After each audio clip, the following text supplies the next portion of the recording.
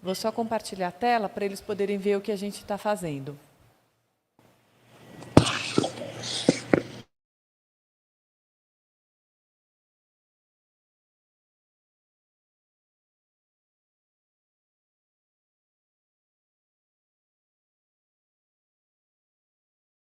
Só um minutinho, ele vai me dizer quando está transmitindo.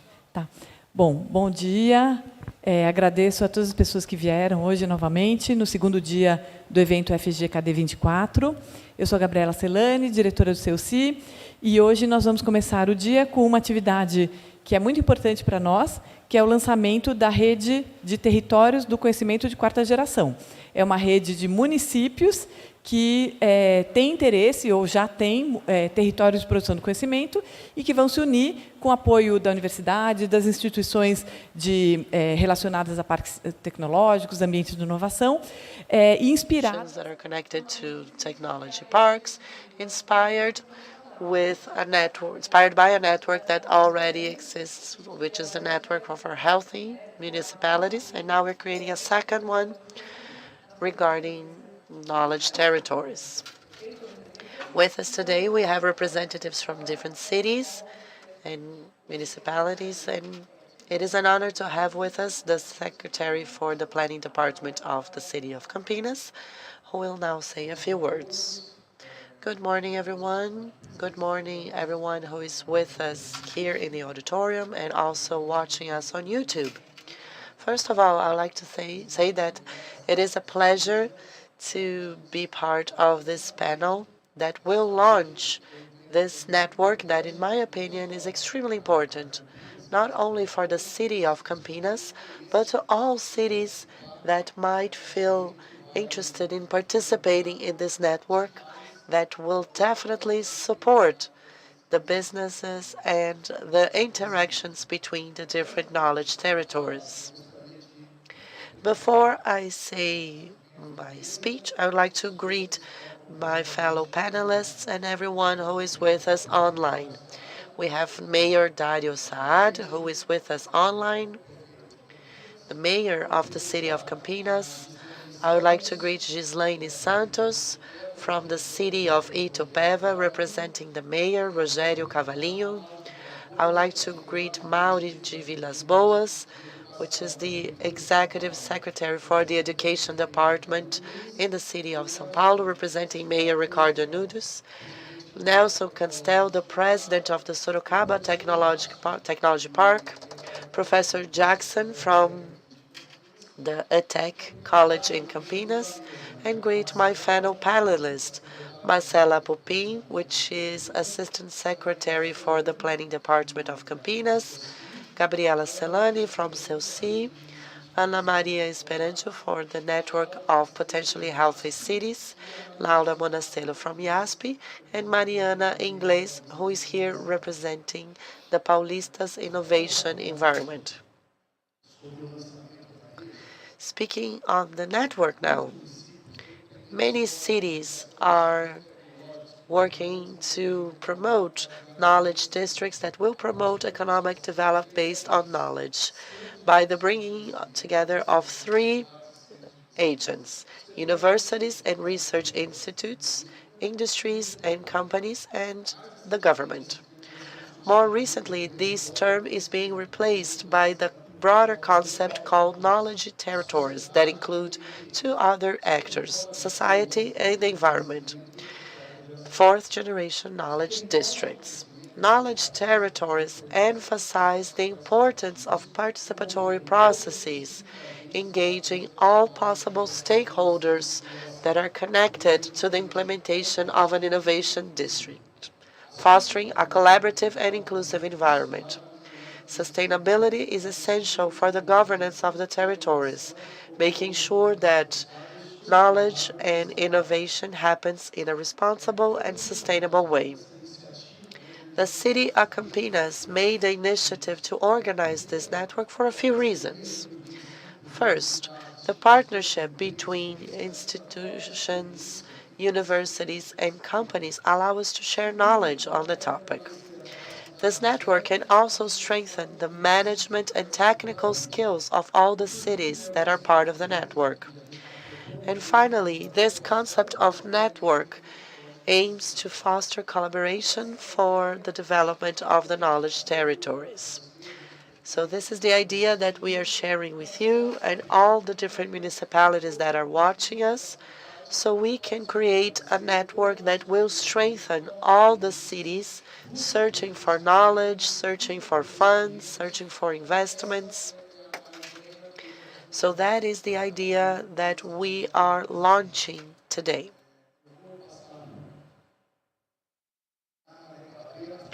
We have Adriana Flossi online with us.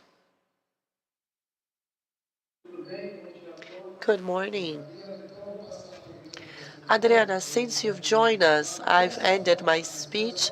I'll hand the floor to Marcela so we learn a little bit about the network, and then I'll hand it over to you and then to Mayor Saad.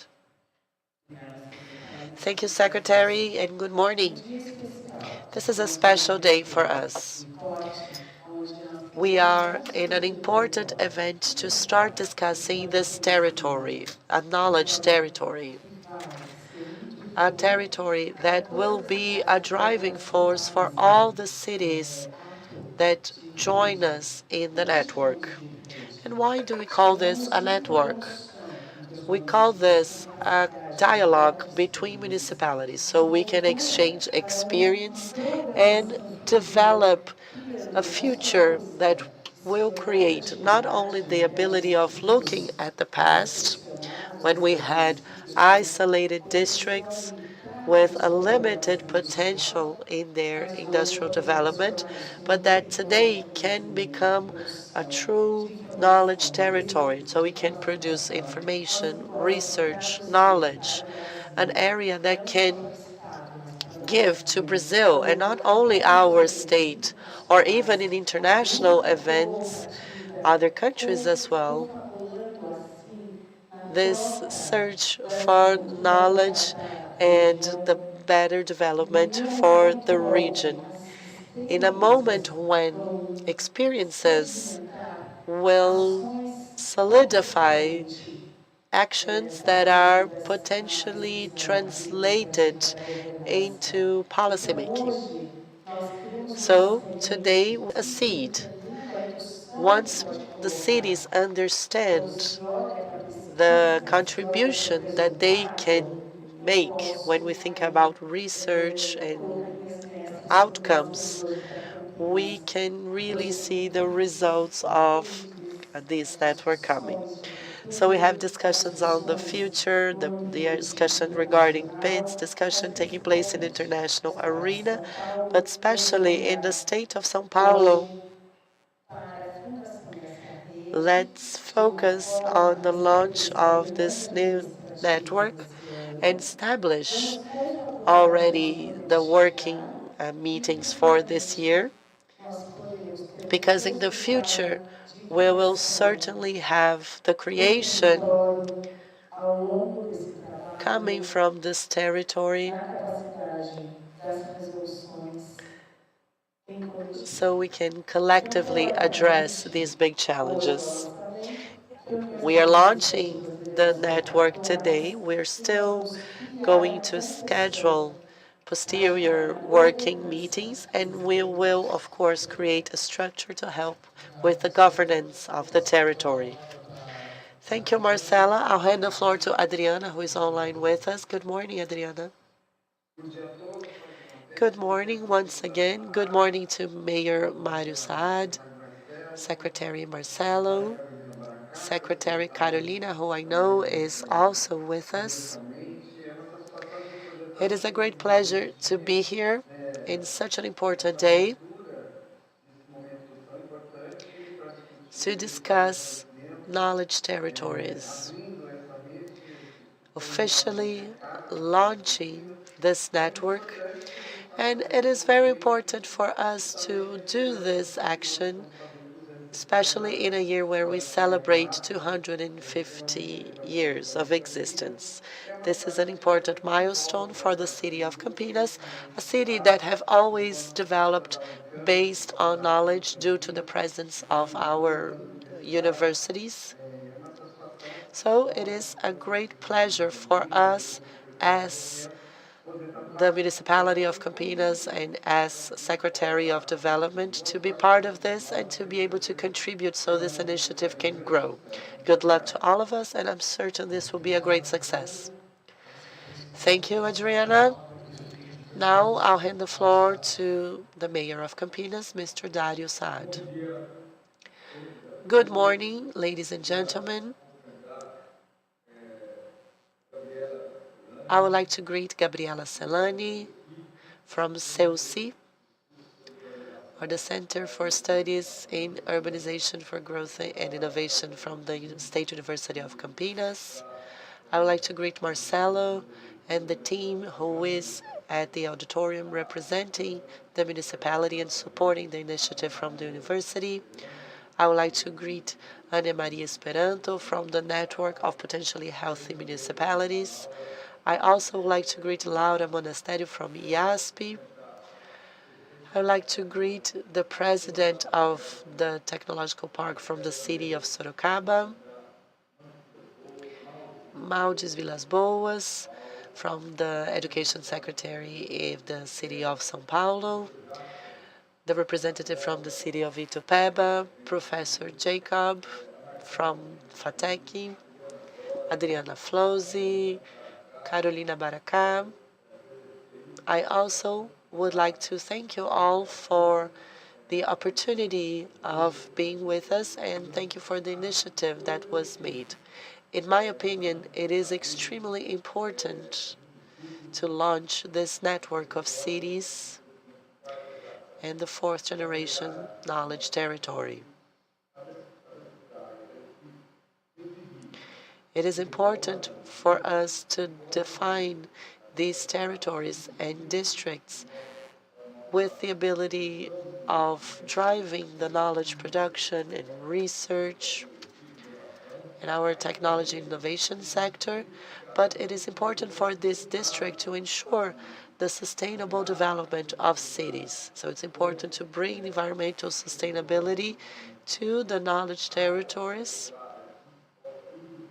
and so this area can drive the generation of knowledge and the development of technology and innovation, of course, in a sustainable environment. So I would like to thank you all for being with us. I would like to once again congratulate the State University of Campinas for the initiative, and I believe that we need to go deeper into this work now so we can create innovation territories or knowledge territories that at the same time keep a commitment with sustainability and respectful development to the environment. I am certain this initiative will generate excellent results that will be enjoyed by all cities. We will, of course, listen to all the different municipalities. We are working on a major district in Campinas with this idea of having an international hub for sustainable development, or HIDS, and all those elements will be extremely important for the current scenario that Campinas is going through, a discussion that is already taking place in our city council.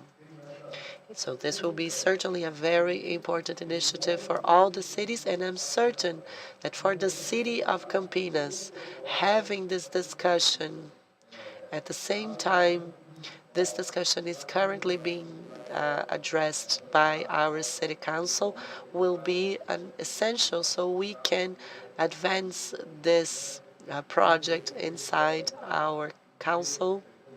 And I'm certain that we will be able to build the right conditions so we can create the right format for this knowledge district, and of course learn from other municipalities and knowledge territories.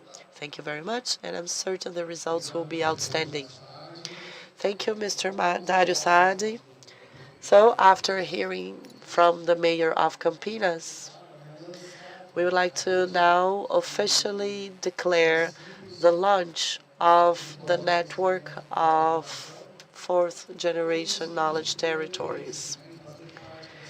The cities that are interested in taking part of the network can talk to Erika Pacheco from the Secretary of Planning in the city of Campinas. There is a term and an agreement for you to sign. There will be some discussions regarding the terms of the agreement. And once we have all the stakeholders in place, we will start the work so we can, of course, start seeing the results. So once again, thank you everyone who is with us today. I would like to thank for all my fellow panelists. Thank you everyone who is watching us on YouTube and all the authorities that have joined us online. So now, once again, I declare the official launch of the fourth generation knowledge district network. Oh yes, we do have a website called TC4. It's hosted on the Reduce network. I think those of you who are online can see the screen, and it will be important for all of you to join us on the webpage.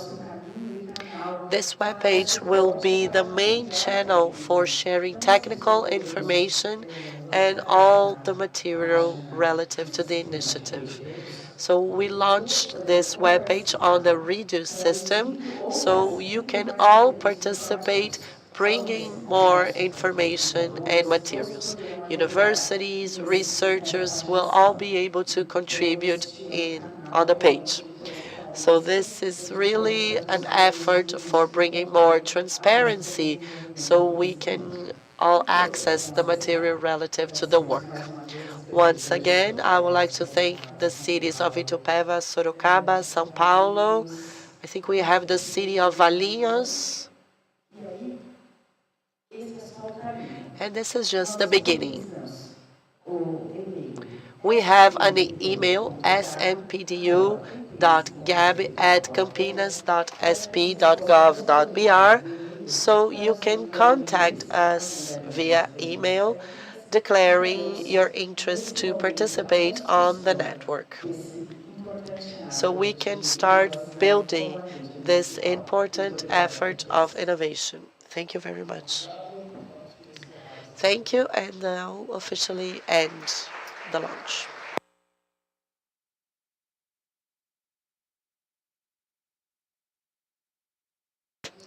Thank you to all the participants who are with us online.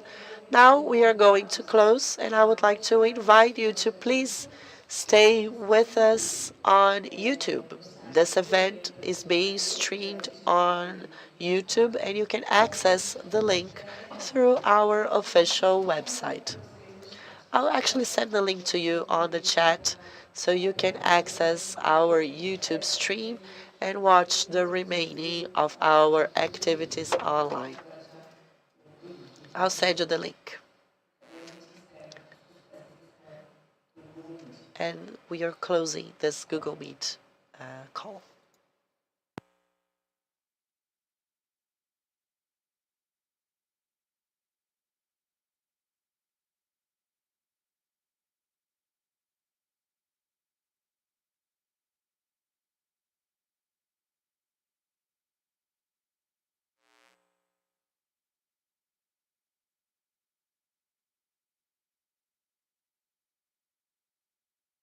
Did you get the link?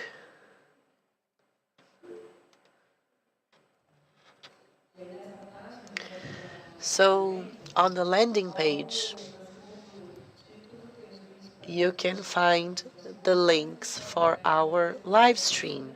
So we have a link for Tuesday morning, and by going there, you can watch all the activities of the day. You can watch it today or later because we're recording all the sessions. So once again, thank you for being with us online.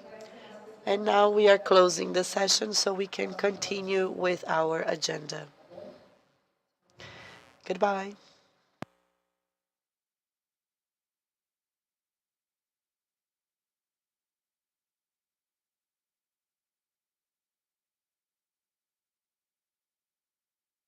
Our next activity So once again, I would just advertise. We have exhibition of sustainable urbanism that is at the Central Library. There is a map here. If you leave the convention center and go to the left, and then to the left again, you have the Central Library building, and entrance is on the other side, and at the foyer, you have to enter the foyer, you go through the entrance, and then on the left, you have the exhibition of sustainable urbanism. And there is the HIDS maquette with all the projections and everything you can visit. It will be up to Friday there, okay? So enjoy. And keeping in mind that we are receiving on the entrance door donations for people who were victims of the floods in Rio Grande do Sul. So we accept dry cleaning products, pet food, among many other products. Now I'll hand the floor to Milena. Milena, where are you? 1 minute and we are going to start the roundtable, okay? About public policies. I'm just waiting here. No? Let me see. Am I wrong here? Let's see the next activity. Oh, I apologize. I mix things up. Now it's the lecture. I apologize. So sorry. Now we have a lecture. So let's wait just a minute because it's not 9:30, but our next activity will be the lecture from two keynote speakers that are Marta Roficin Serra and Mariela Rivas Gomes, who will have their keynotes this morning. So just let's wait for a minute.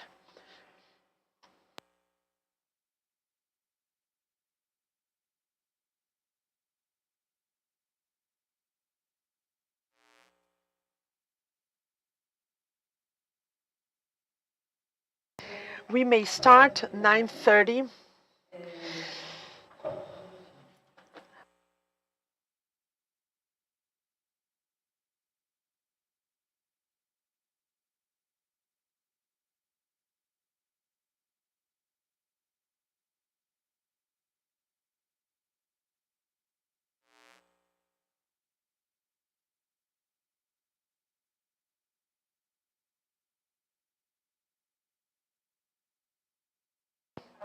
So now we are going to call the architect professor Marta Rofin Serra.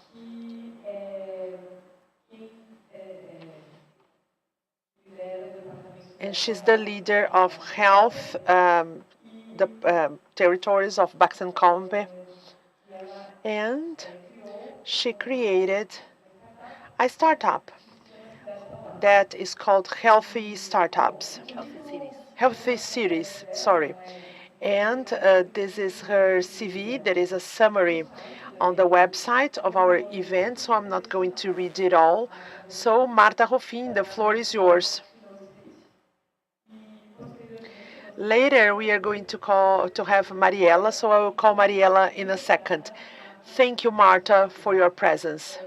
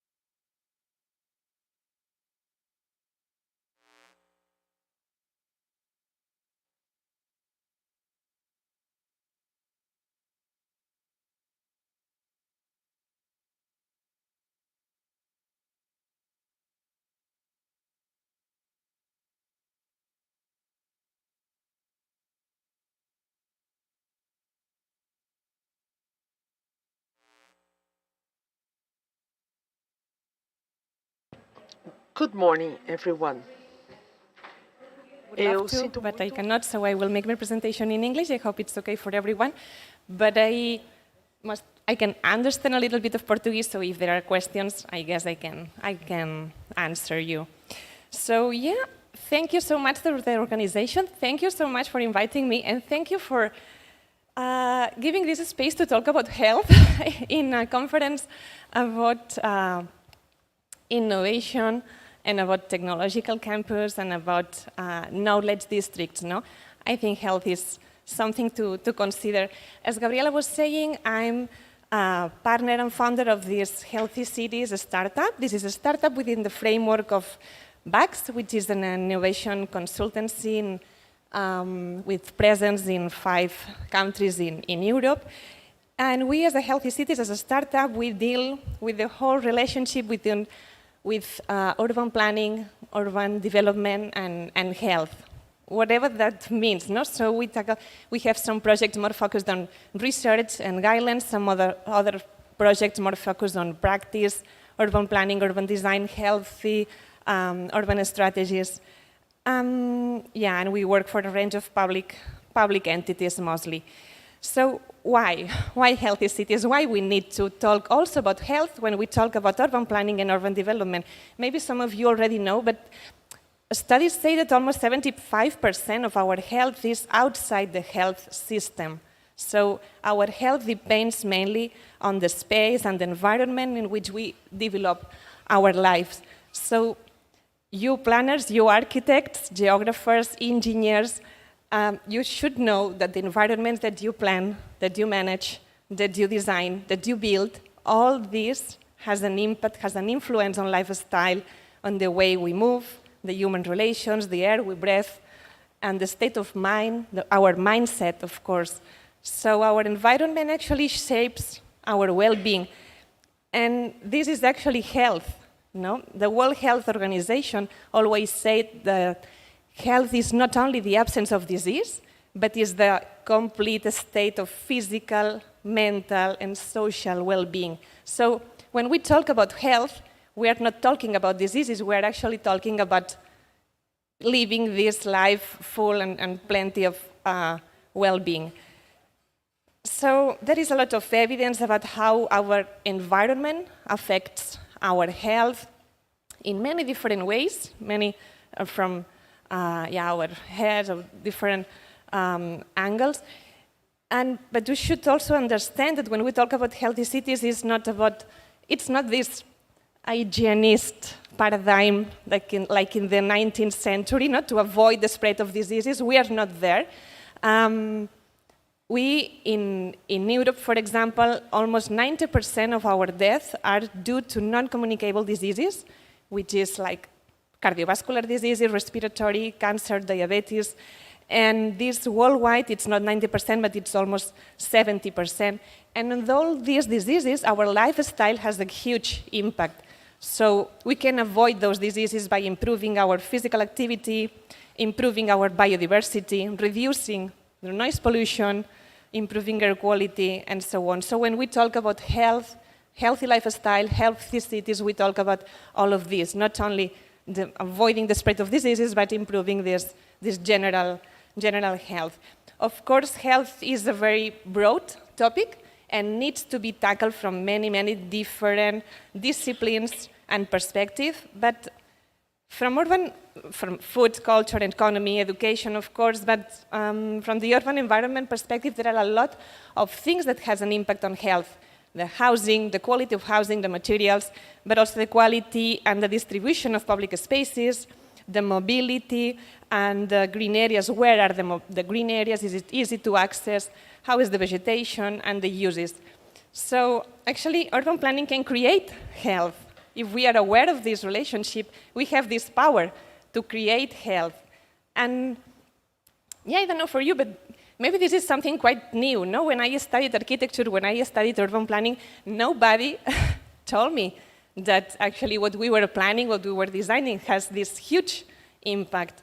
And it's funny because it's so easy, no? For the animals build their nest to protect their lives from the external conditions, but sometimes humans don't do the same. Actually, we build some environments, we build our nest in a way that hurts our lifestyle. And yeah, it's so stupid, no? I mean, if we don't plan cities and environments for our health, then why do we do it? It doesn't make any kind of sense. So maybe you are familiar with this concept. The concept of determinants of health this is defined by the set of personal, social, political, economic, and environmental factors that determine the health status of an individual or a population. So a few years ago, we decided to go deeper into this concept and try to identify what part of those determinants of health were related with the urban environment. So we call them the urban determinants of health, of course. And because from the urban environment, there are some aspects that can be modified by a plan. This is important. Aspects that can be modified, not like geography or mountains, of course, we will not change that, but some aspects can be modified and have a huge impact on health. Directly, I mean, more green areas, it means less respiratory diseases, there is a fact on that, but also indirectly, more green areas mean more physical activity, and this at the same time, it's a health improvement. So, yeah, we did this. That was on 2017, so a few years ago now. This systematic review of scientific literature published between 2015 and 17, and then we did another one reviewing scientific publications published between 2018 and 21, trying to link, to find out what were the links between those urban determinants of health and what set of health indicators. We also review what existing criteria, frameworks, guidelines, and checklists were already in place. So this is one of the results of our research. We identify 20 urban determinants of health, 20 aspects of the urban environment that can be modified by a plan that has a direct impact on those 30 health indicators, such as general mental health, but also depression, anxiety, physical health, like cardiovascular diseases, obesity, or diabetes, but also some well-being indicators, such as happiness or perception of safety. Those are some examples. For example, those urban determinants of health, we classified them into those 5 categories: density, mobility, mixed use, environment, and housing. On density, for example, we talk about population and residential density, but also business density. It's important to know that when you live in a more dense neighborhood, not super high dense, but in a mid-dense neighborhood, people perform almost 90 minutes more physical activity per week than people living in a less dense neighborhood. On mobility and transport, it's important to highlight not only cyclability and walkability, which is maybe the most obvious, but also the general connectivity of the city, the way the streets are connected. I think it's very it's easy to understand. No? Looking at this draw on the right side, the way the streets are connected, it makes a strong impact on the decision for a personal decision to decide going by walking or, okay, no, this is too far away, I will take my car. And ensure a good walkability, it's very much important. Maybe you know, no? This 30 minutes walk 5 days per week can reduce very huge percentage of risk of heart attack, diabetes, cancer, or depression, or dementia. So we need to ensure that our environment is prepared to, it can allow this 30 minutes walk every day. And also this is good for our pocket, no? Increased 1% of active mode. It's a link with a reduction of about 0.21% in health cost. So if we improve our health, this of course has an impact on the economy. On mixticity, we talk about the proximity to the network of community facilities, the sport infrastructures, commerce, economic activity, public spaces, and so on. And of course, greening. but we talk not only about green coverage, which is important, but also the distribution of the green. Where is it in the city? Is it accessible? Achieving different typologies of green, not only trees and grass, but also the shrubs and the middle size. It's important because access to a green area within 500 meters reduces the risk of depression by 20–30% and reduces the risk of diabetes by almost 30% again. And it has a special impact on more vulnerable population, let's say. For example, people who's in a hospital, the post-operative recovery is faster in patients that can view a green area. So this is a very easy way to understand. And perhaps we don't have a law that says that every hospital has to have a green area besides, but this is so logic, and it's an easy way to make our lives better. And also for kids, for children, the working memory is higher in those children whose schools have higher percentage of green around it.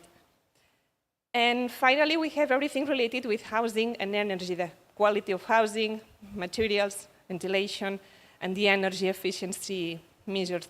And all of this has an impact on physical health, mental health, global health, but also on the other determinants of health.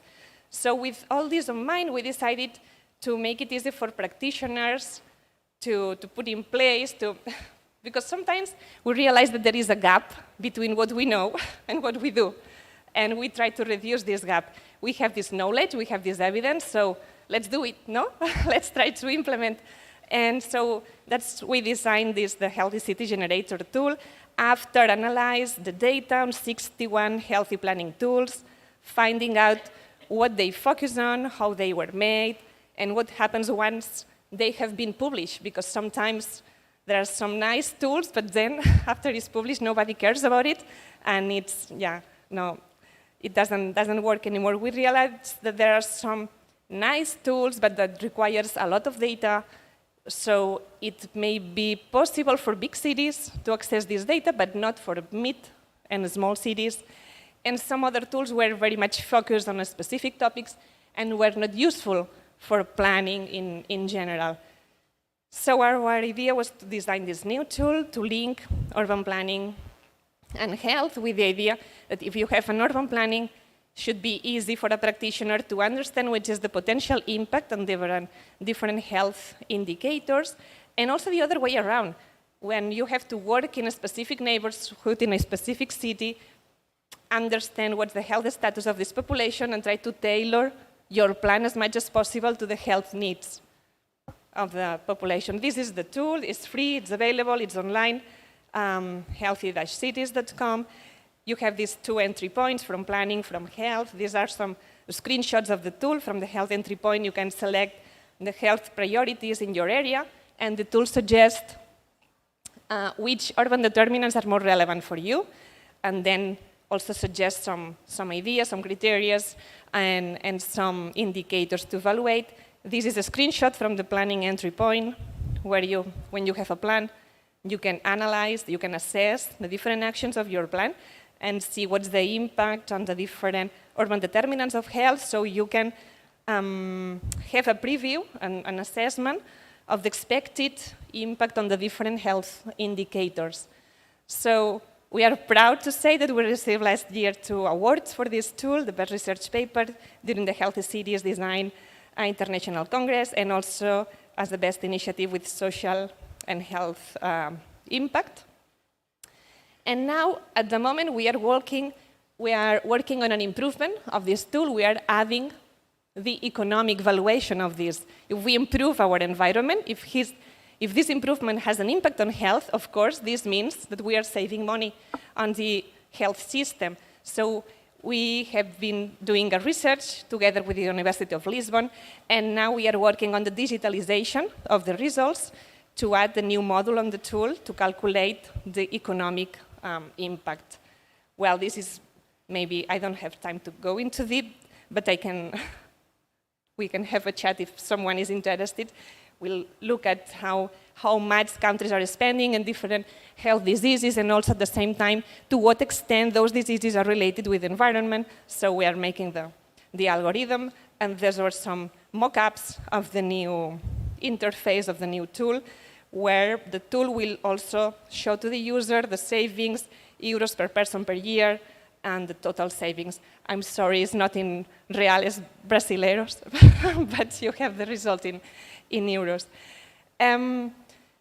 So yeah, this is the theory, no? Let's go a little bit into the practice. You know, cities are always changing. Sometimes we think that the city is set and, okay, this is my city, but it's not. Cities are changing, and there are plenty of opportunities for improvement in our cities. And of course, planning innovation districts, planning knowledge districts, are a super good opportunity to incorporate this health lens into the urban development.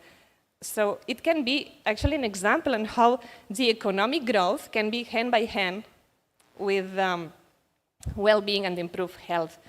Because also, yeah, these environments are also most productive and generate the greatest well-being if they improve health of the inhabitants. This is the example of the Parc de l'Alba, a technological district placed in about 20 kilometers from Barcelona.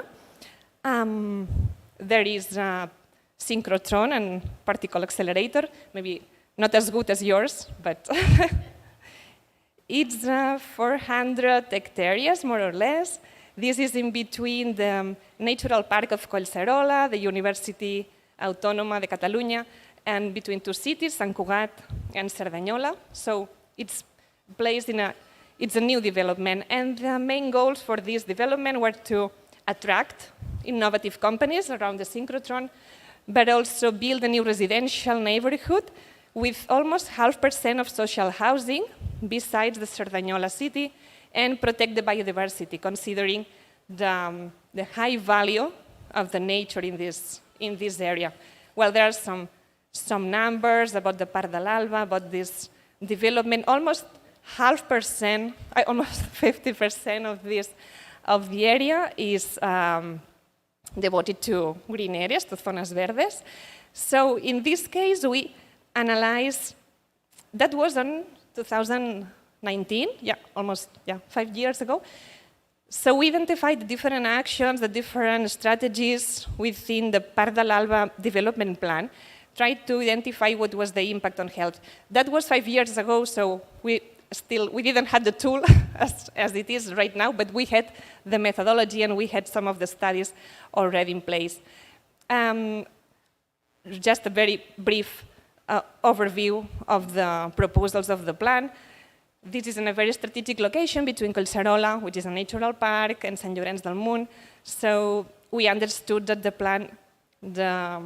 plan should contribute to the conservation of this corridor between, at the macro level, not the territorial, regional level, let's say.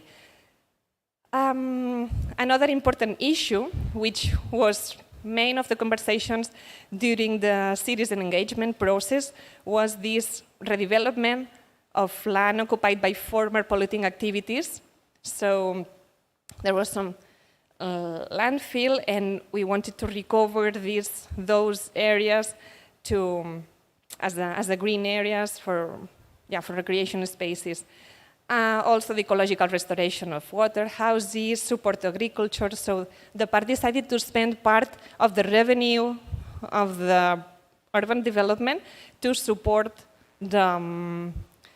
the farms and to recover the functional biodiversity of crops, because this has a huge impact on biodiversity, the increasing of variety of birds, pollinators, and this is important for health.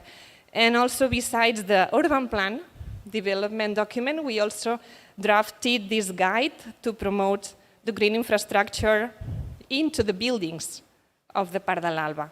So those are some photos of the building to promote the incorporation of vegetation in the interior of the buildings, on the roof, on the facades, and so on. And also we set up a plan for healthy routes network linking the technological district with the surrounding areas. And yeah, and at on the uses, of course, we try to mix as much as possible. We understand that some companies need to be far away from housing, but some others does not and can be placed in relation with the city. So we also plan for commerce and facilities on the ground floors to improve walkability. People like more to walk if there is something to see. No, we like to see things happening. So it's an easy way to improve walkability besides the pavement, but also the activity.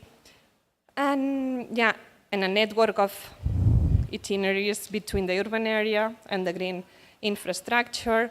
And mobility, of course, mobility is key for health. It's a key aspect in the creation of healthy living habits. So we designed this orthogonal road network with wide sections for wide pavements, and also the public transport. But I'd like to stop a little bit here, because what we did was to analyze all these actions, all these activities one by one, and see all these actions, what impact were they going to have into the urban determinants of health, and then so we can at least assess or estimate what the impact on the different health indicators could be.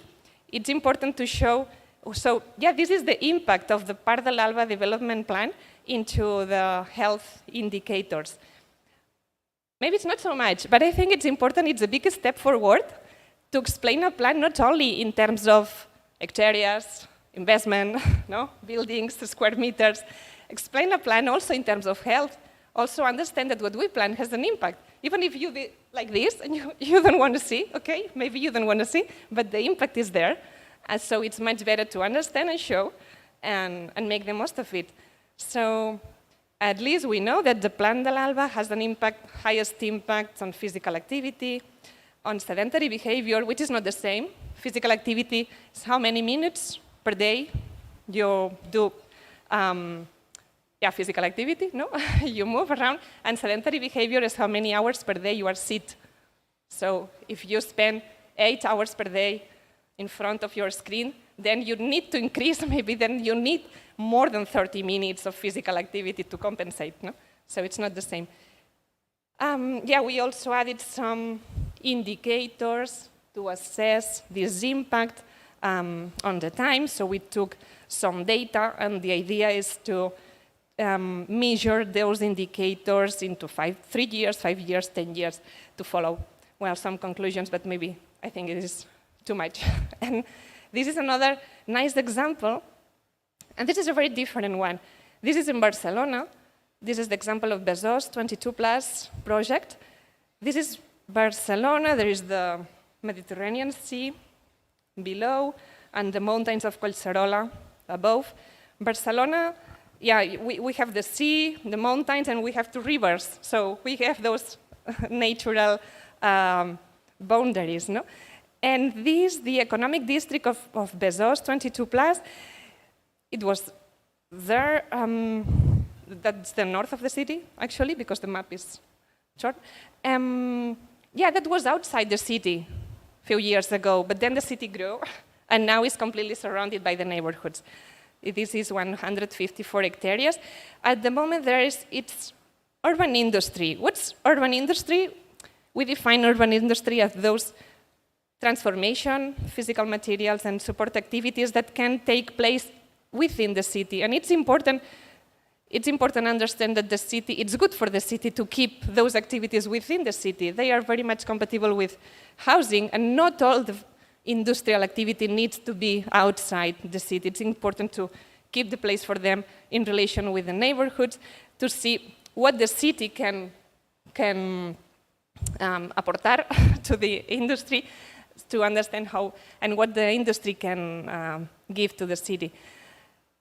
Also, it's a good place for innovation, of course. But our first approach to this project, of course, was to see what's the health needs of this population. We understand the economic, but we also understand that if we want health as an output, we need health as an input.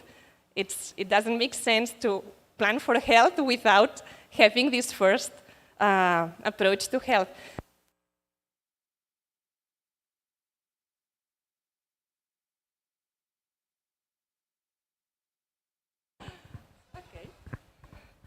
Yeah, see? Vale. Okay, in this area, we have different neighborhoods living here, and it's important to highlight that the life expectancy of the people in this neighborhood is 12 years below the average of other neighborhoods in Barcelona. 12 years. It's a lot. I mean, you take the metro, no? And you are losing years of life. And yeah, it's 12 years. It's a lot. And there are some diseases which have much higher prevalence in this neighborhood compared to other neighborhoods in Barcelona, especially obesity, diabetes, asthma, and general mental health. So, and this is directly linked with the green coverage, with the proximity to recreational and commercial amenities, the food environment, the walkability, and the traffic, and the proximity to public spaces. So that was exactly the focus, where we put the focus of our project. The idea for this project was to make the transition between being an industrial area, but not only to translate this industrial area into an innovation district, but also into a neighborhood, because we have a lot of people living there. This is completely surrounded by people living there. So we don't want only an innovation district, we want a new neighborhood for the city. And this transition has implications on green infrastructure, because we need to work also with the proximity green areas, the proximity public spaces, and also in the uses. We don't want only industry uses or shared uses or innovation uses, but we also want social uses, places where to meet, to link, no, the industry with the people, and yeah, and mobility. The strategy for this is very clear: structure, consolidate, transform. Structure. Okay, this is a place of. It was a mess. It's a completely mess. So the first step is try to structure a little bit what's the main circulations. Consolidate what works.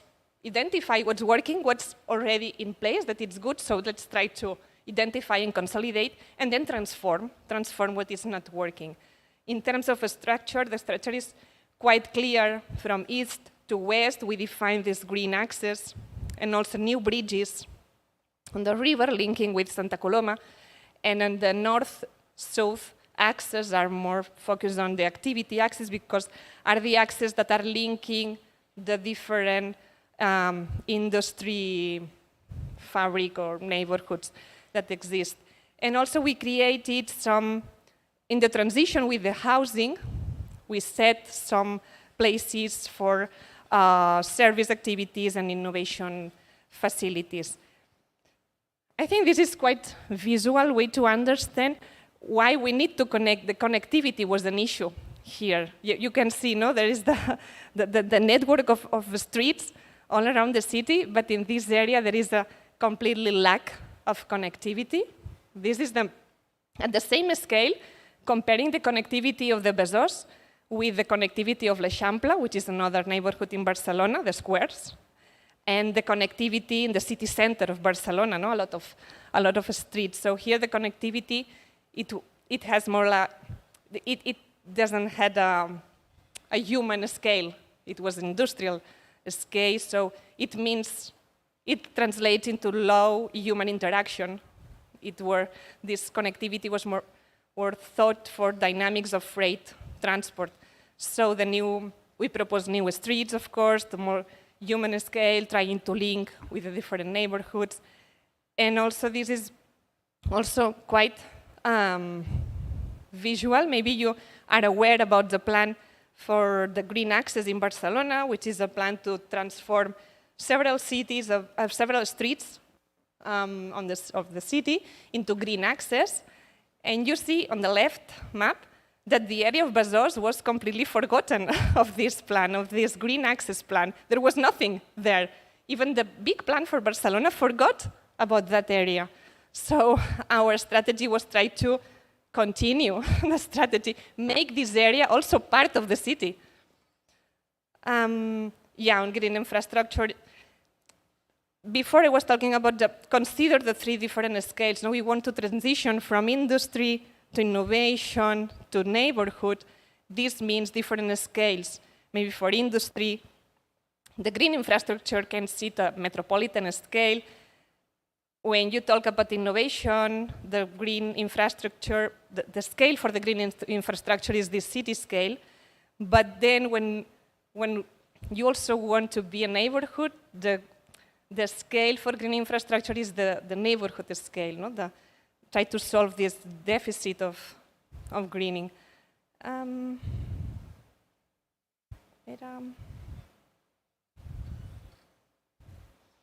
Se ha quedado atascado. ¿Paso por aquí? ¿No? No, está... Well, maybe it's... It was too much.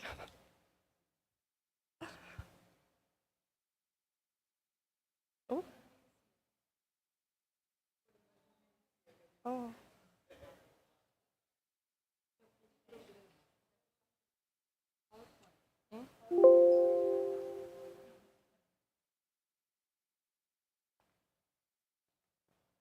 Ya estaba acabando, ¿eh? Ya.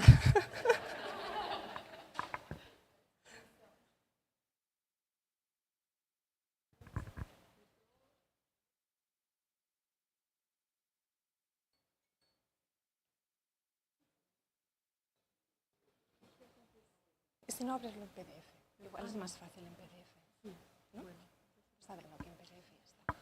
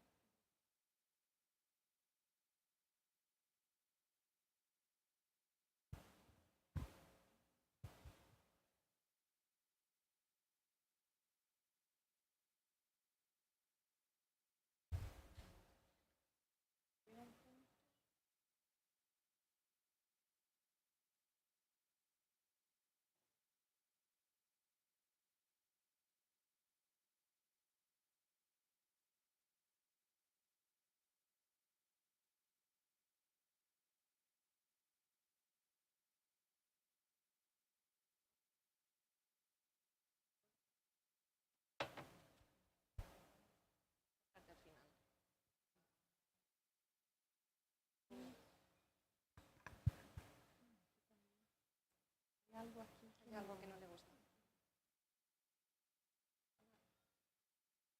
Bueno, pasa a la siguiente. Sí, porque está dispuesta a cargarse. Pasa a la siguiente y ya acaba. Igualmente. No pasa a la siguiente.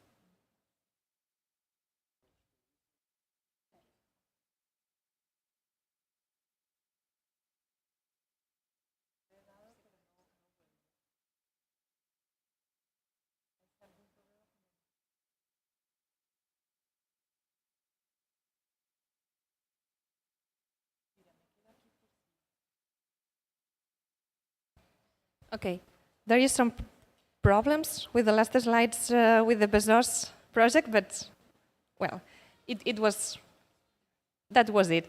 Yeah, so just to wrap up, I think that those two case studies or pilot cases of Pardal-Alba and Bezos show that it's possible to integrate health into strategic development and beyond the theory and actually work as integrate health as a planning tool. So health is something that planners and architects can consider in our work. We can work with health and also to show that the city can be actually a tool for health. Just to wrap up, yeah, those are some other examples because I always like to explain more. So yeah, as I said at the beginning, besides working on those more urban plannings or urban strategies, we also do research and develop guidelines. This is the example of the methodological guide for incorporating health at territorial planning that we developed for the Catalan government, for the Generalitat de Catalunya. And the other one is an example of how to incorporate a guide, also to incorporate health into mobility plans. So it's a more specific study that we did for the Autoritat del Transport Metropolità de Barcelona. It's a guide to incorporate this health perspective into development of mobility plans.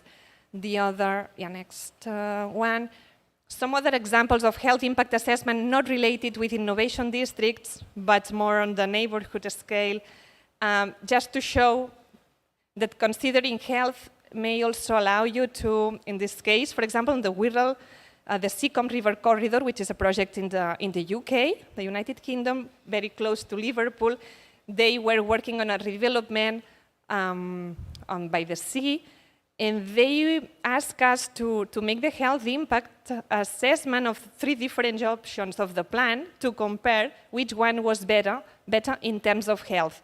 So also health can be also used to compare different options.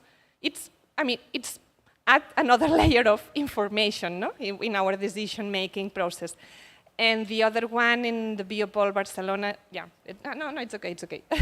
Yeah, and these last 2 examples about another kind of projects, more urban health strategies. The first one was for a very, very small municipality in Barcelona, where we did this health analysis of the population, but also an urban analysis to see what was the baseline of these urban determinants of health, and then mixing the health analysis with the urban analysis, we defined the strategy to improve, and we came up with a series of almost 60, with an action plan with 60 actions, a short, medium, and long-term actions. And so just to finish, some key message, please, the link is clear. In urban planning and health, the neutrality doesn't exist. Whatever you do has an impact. Even if you don't want to see, the impact is there. So please be aware of that, integrate in your work. What we do, it's the neutrality, you can try to not see it, but the impact is there anyway.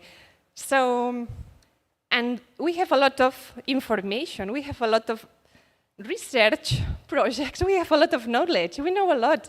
So we only need to bridge the gap between what we know and what we do.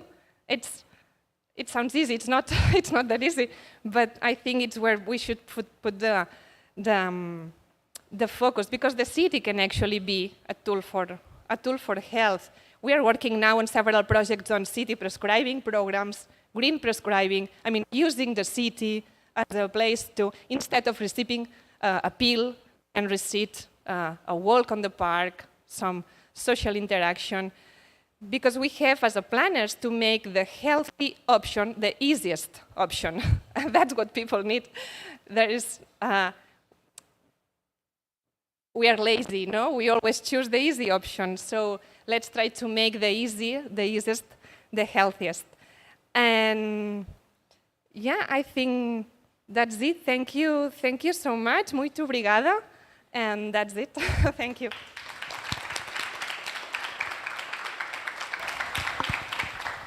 Thank you so much, Marta, for this very inspiring presentation.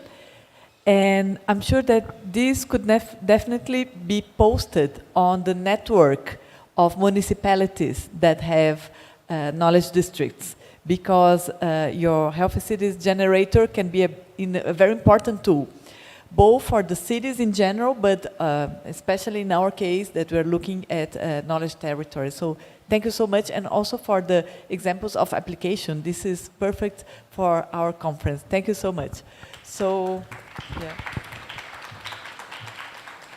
So now we proceed with Professor Mariela Rivas Gomes, who is a professor at the School of Architecture, Art and Design at the Tecnológico de Monterrey. E agora vou passar para o português. Tá bem? Just to let you know that Professor Mariela will be presenting in Spanish. She will speak very slowly, so everybody understands. I think some key words for you, how you say city hall, that's ayuntamento, that's a very important word, because there won't be translation from Spanish to Portuguese. So she'll speak slowly. She can also understand Portuguese. And we won't have the translation to Brazilian Sign Language because our interpreters will not be receiving Portuguese on the headsets. That is the only activity that won't have translation, but I am certain you will be able to understand her because she speaks very clearly, and I am certain we'll be able to follow. So Mariela, please.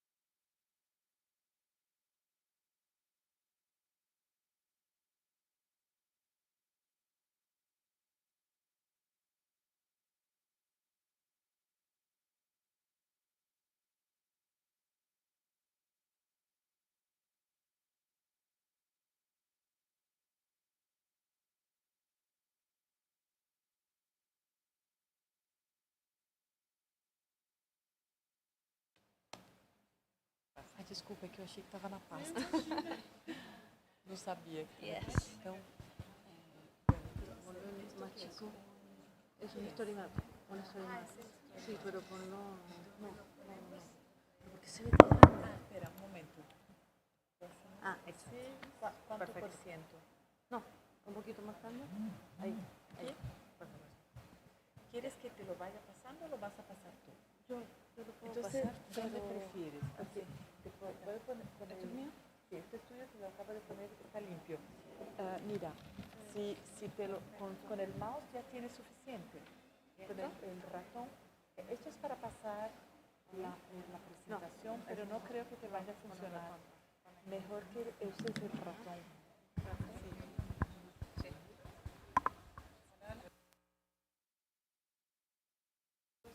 ¿Este?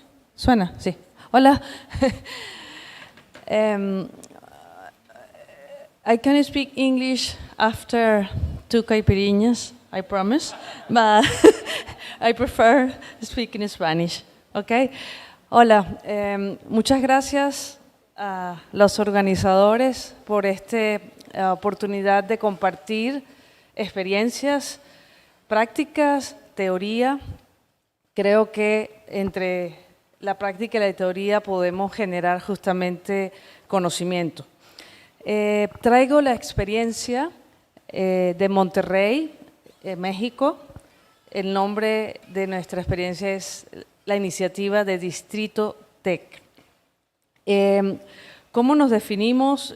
Primero quería comentar, justo estamos cumpliendo 10 años, una década de esta experiencia. Y lo primero, pues, ubicarnos, permítame. Okay. Monterrey es una metrópoli el área metropolitana aproximadamente son 9 municipios con 5 millones de habitantes aproximadamente y 9 municipios. El color púrpura es Distrito TEC, ¿sí? Ocupa 452 hectáreas y como pueden ver está en plena centralidad de Monterrey. ¿Okay?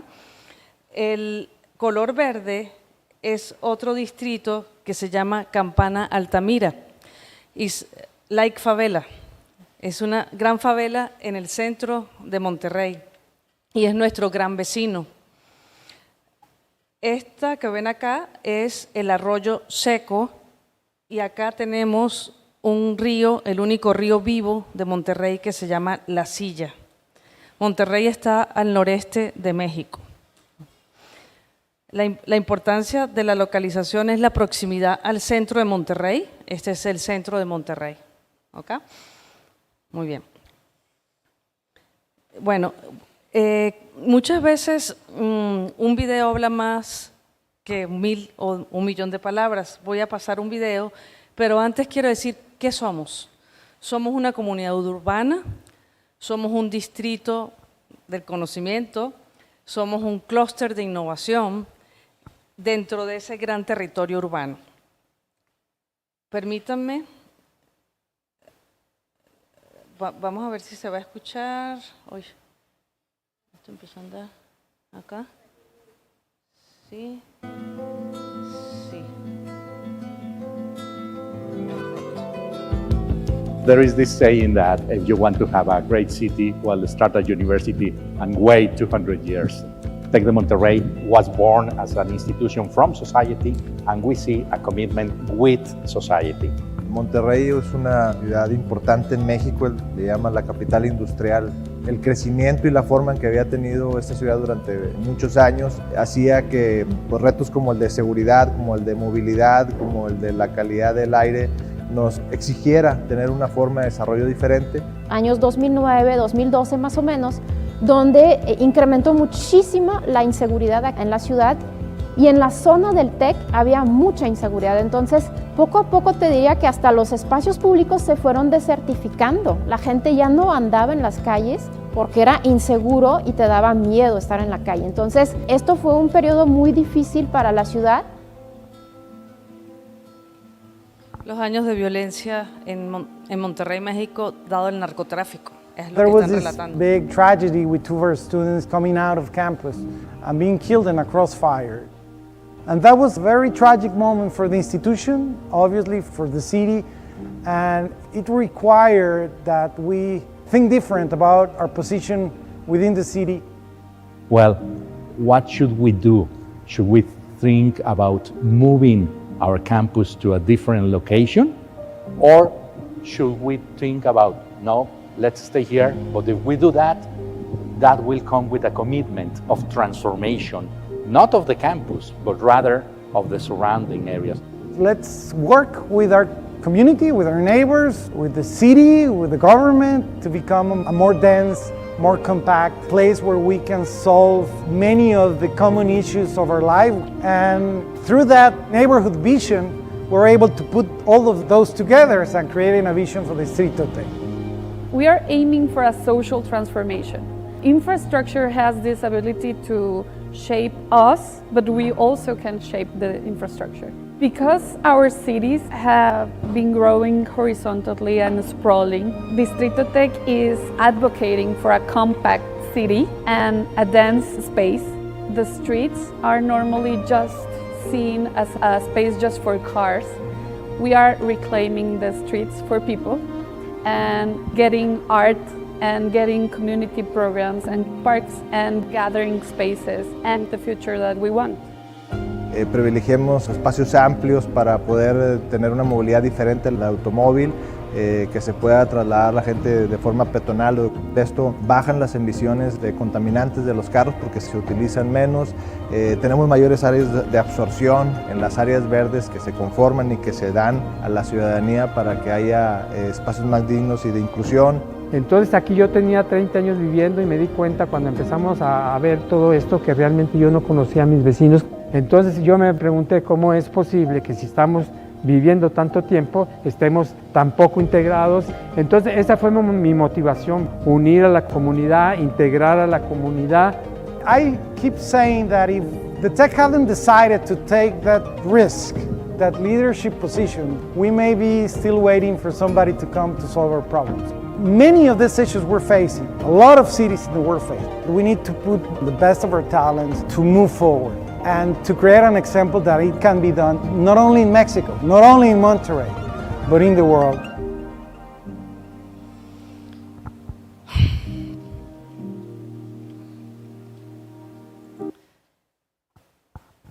Muy bien. Estos años justamente de violencia en México debido al crimen organizado fue en todo el país, pero golpeó muy duro a Monterrey, y el detonante para que justamente el tecnológico como institución tomara la decisión, como lo dijo el presidente, el rector David Garza: nos quedamos en la ciudad, no nos encerremos, vamos a abrirnos a la ciudad. Y bueno, ayer Víctor presentó justamente el plan maestro de nuestro campus, que fue el gran detonante que inició, porque también teníamos dentro del campus que evolucionar.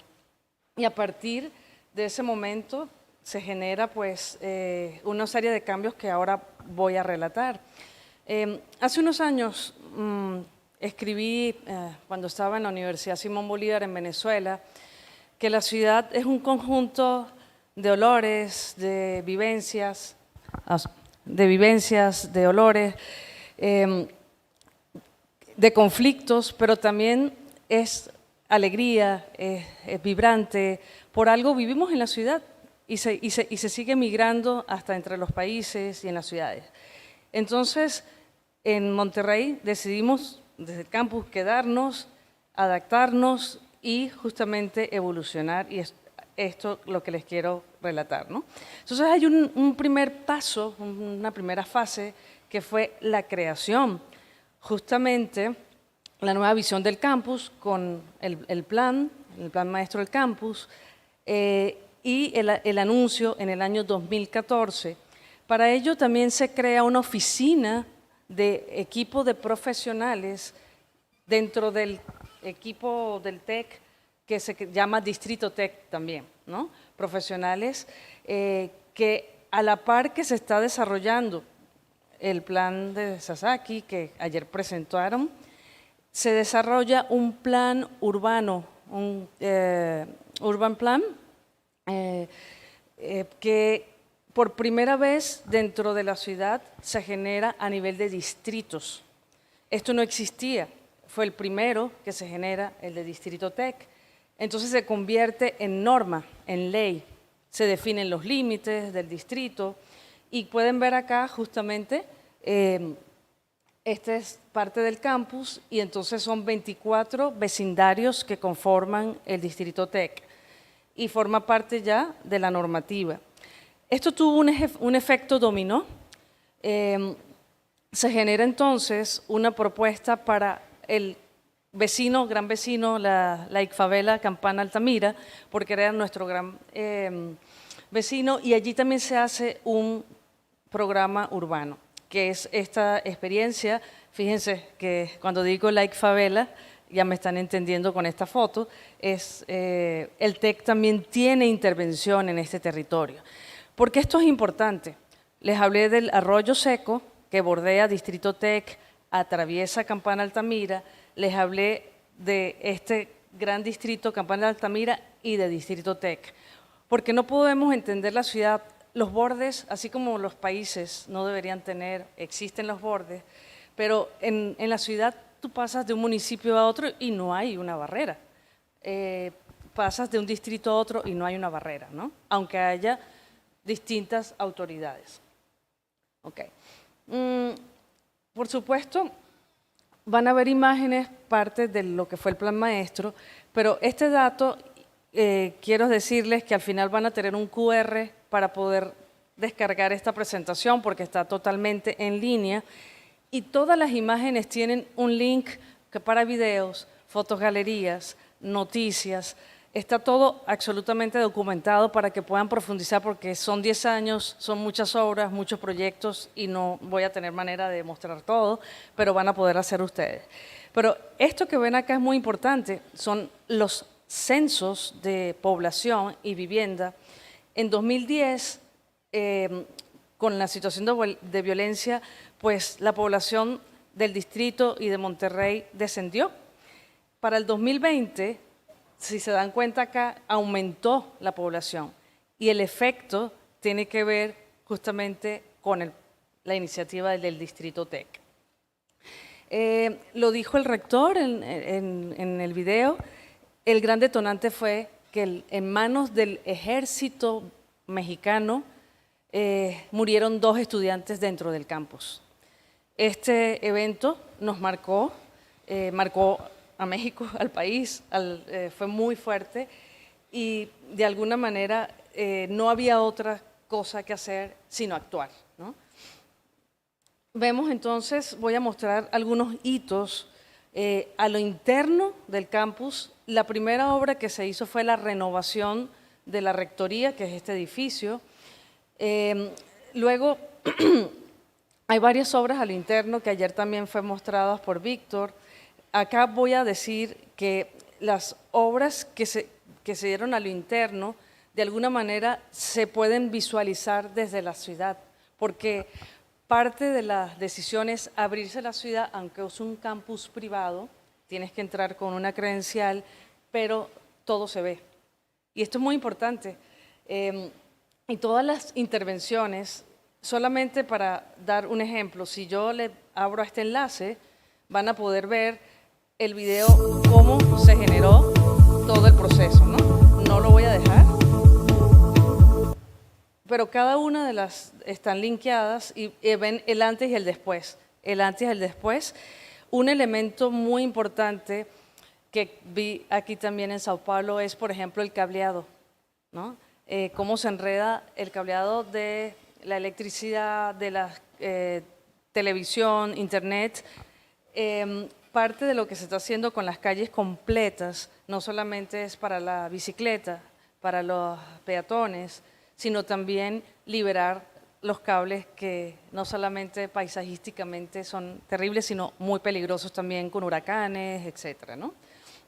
Y acá pueden ver antes y después de las calles que hemos ya intervenido. Un dato muy importante es que nuestra experiencia en Monterrey ha servido también para la legislación de calles completas del país.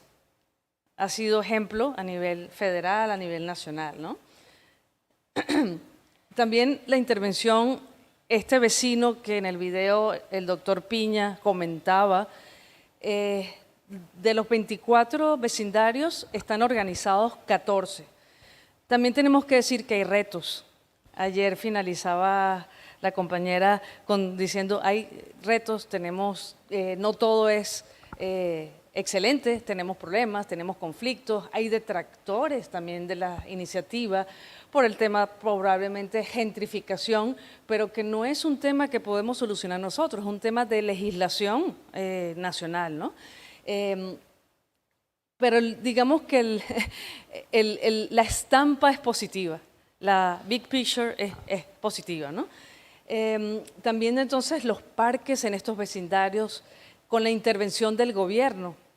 Y aquí empezamos entonces con el modelo de la triple hélice. Creo que avanzamos mucho más sin saberlo teóricamente. Estaba el gobierno incorporado, la universidad, las empresas, porque el Tecnológico de Monterrey, su fundamento es la parte tecnológica y empresarial. Entonces siempre ha estado desde que se inició en el año 1943, el año pasado cumplimos 80 años, la industria y la empresa, el empresariado. y ustedes vieron que también los vecinos. Entonces, esa triple hélice desde el principio de alguna manera ya no era triple, teníamos ya a la parte social, porque está la intervención de los vecinos en todas estas propuestas de los parques, y vieron en el momento el mayor, el alcalde de la ciudad, hace 3 años inaugurando estas obras, ¿no? Y bueno, dentro del campus es muy impactante. Esto que está pintado de color amarillo era la biblioteca, cerrada, ¿no? Un cubo cerrado, y ayer también lo mostró Víctor, se abre, es totalmente un espacio abierto, donde pues es muy placentero estar, ¿no? y estudiar. También lo mostró Víctor, la carreta, que era un cafetín cerrado, ahora es un espacio multipropósito. Adicionalmente, si ustedes ven en el plan maestro, no es que se ha cumplido al 100, pero al 98%. O sea, realmente yo creo que con mucho orgullo Víctor y su equipo y nosotros en el TEC podemos decir, tenemos un plan y lo estamos llevando adelante. Esto es, para un arquitecto, es consumir un sueño que se haga realidad. Creo que es, hay voluntad política, hay voluntad en la institución. Nosotros todos los colaboradores estamos muy comprometidos con esta visión dentro del tecnológico y hacia fuera del tecnológico. Esto que ven acá es un espacio de reflexión y estaba planteado en el plan maestro y se construyó. En 2018 se terminó. Okay. Y nada de esto nos hace sin la gente. O sea, el componente social, los vecinos, esta foto es de 2014, cuando se hace público, se hace el anuncio, ya se consolida la propuesta, y a partir del año 2014, ininterrumpidamente, el tercer jueves de cada mes se reúnen el Consejo de Vecinos para sesionar de las acciones dentro de sus comités, comité de cableado, comité de parques o espacios públicos, acá lo pueden ver, el comité de seguridad, comité de desarrollo urbano, todos estos sesionan el tercer jueves de cada mes, ni la pandemia lo paralizó. Que hay más de 120 reuniones desde 2014. También se toman los espacios. Esto que ven acá se llama cinema. En cada parque, en cada vecindario o dentro de las propias instalaciones abiertas que tenemos del TEC, que ahora voy a mostrar, el Parque Central, se proyectan películas para todo el público, en general para toda la ciudad. Tomamos las calles, esto se llama, son activaciones, el callejero, ¿no? Es una actividad que se hace mensual en los alrededores del campus. Y esto también lo mostró ayer Víctor, es muy impactante la mole de concreto que significaba el estadio del tecnológico de un equipo que se llama Los Rayados. Este fue demolido y se migró a estos espacios que no solamente tienen paisaje, también debajo de Parque Central hay todas unas instalaciones para captar agua, para alimentar los acuíferos. Ya saben, Monterrey también tenemos problemas de sequía, y si no hay sequía vienen los huracanes, y entonces tiene un doble propósito de contemplación, de disfrute, una nueva generación de equipamientos deportivos. Se pasó pues de esta mole de concreto a este estadio, como pueden ver, está hundido, entonces también tú estás desde Parque Central y puedes visualizar lo que está pasando allí. Allí son los actos de grado, pero también es muy famoso por el equipo de fútbol americano, los Borregos. Hay espectáculos internacionales de cantantes, etcétera, ¿no? Es también la autofinanciación que tiene el tecnológico. El Parque Central es un terreno privado, es del tecnológico, pero está abierto a la ciudad. Esto es muy importante porque esto es parte de lo que de la generación de compartir el espacio, que es un espacio privado de uso público. Y el gran esfuerzo que se ha hecho en los últimos años es abrir esos espacios a la ciudad. En este Parque Central suceden muchas cosas. Esta obra que ven aquí es de Turrell, que es un muy famoso artista tejano del estado de Texas, y está abierto también al público, y esto está dentro del Parque Central, porque también tenemos un corredor cultural. Hay muchas obras, murales, esculturas, y este tipo de intervenciones se inauguró hace un par de años. Y bueno, aquí quería pues un poco ejemplificar esto de la triple hélice. Nosotros en ese primer momento estábamos focalizados en la renovación, en recuperarnos del golpe, en generar pues la sinergia del campus con la ciudad y con sus vecinos. Y es como decía, teníamos la triple hélice más comunidad, ¿no? Se continuó, se progresó, más comunidad, más trabajo, y el Tecnológico Monterrey, a través de su plan de sostenibilidad y cambio climático, se llama Ruta Azul, evidentemente todas las construcciones que se vienen haciendo desde los últimos 5 años o tienen la certificación LED o buscan siempre la captación del agua, de tomar los elementos que permitan hacernos cada día más sostenibles en cuanto a temas ambientales, sociales y también, por supuesto, económico. Y entonces aquí yo puedo decir que estamos ya avanzando seriamente, ya comprometidos a este modelo pues, de las 5 hélices, ¿no? De la quíntuple hélice. ¿Cuál es el gran drama que tenemos ahorita? La complejidad es el tamaño del distrito. Son 452 hectáreas. Y la gran pregunta es, ¿somos un distrito completo, todo el distrito de innovación? ¿O somos un distrito urbano con un clúster de innovación? Esto es una discusión que estamos dando actualmente, ¿no? Y entonces comienza como pues, una segunda etapa, una segunda fase, donde entonces también tenemos una actualización hasta de la imagen, ¿no? El rebranding, entendiendo qué somos, ¿no? Entonces, en ese sentido, nos hemos suscrito al Global Institute of Innovation Districts, que ayer comentaron también en la presentación, que nos está coachando, ¿no? Está haciendo coaching, acompañamiento, para entender y generar pues, una sinergia dentro de la propia institución. Somos muchos equipos, muchos investigadores, muchas líneas de trabajo, y a veces tenemos internamente también que acoplarnos. No es solamente con el gobierno, sino a lo interno que tenemos que trabajar. Y bueno, quería mostrar parte del… Este fue el primer logotipo. Si pueden ver la fuerza que tiene TEC, ¿no? Con mayúsculas. Y parte de la evolución es decir, somos un poco más plain, ¿no? El TEC es un vecino más. Es la colonia sin nombre número 34 y es un vecino más. Y esto es muy importante, es un tema semántico, pero que tiene mucha fuerza. No es lo mismo la T mayúscula del TEC que la T minúscula como un vecino más. Los diseñadores pues le saben, ¿no? Y esto es lo que quería, lo que se quiso significar, ¿no?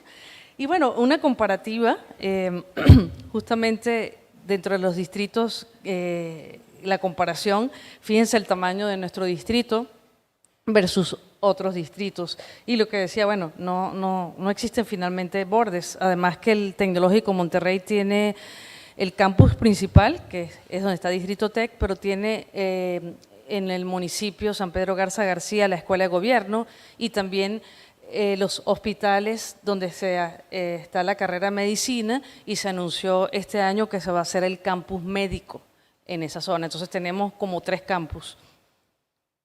Y eso también tenemos que entender cómo lo vamos a relacionar. Y un poco esto es lo que les comentaba de nuestro gran vecino, que es muy importante pues relacionarlo y trabajar, ¿no? Y bueno, esto es un poco el trabajo que se ha hecho con nuestros asesores y la nueva generación de edificaciones que quería comentar. ¿Por qué el modelo de las 5 hélices?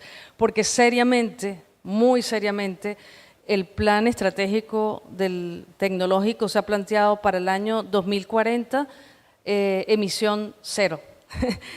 ¿no? Entonces, para ello, tenemos que las edificaciones, todo lo que hagamos, deben cumplir con esta visión. Entonces, por ejemplo, este es un estacionamiento que recolecta las aguas de lluvia y con estas aguas hacemos el riego de todas las áreas verdes del campus.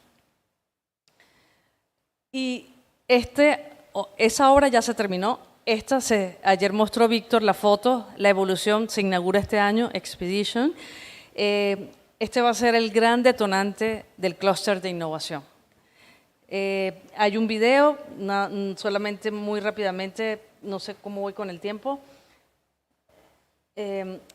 Aquí anuncia el rector justamente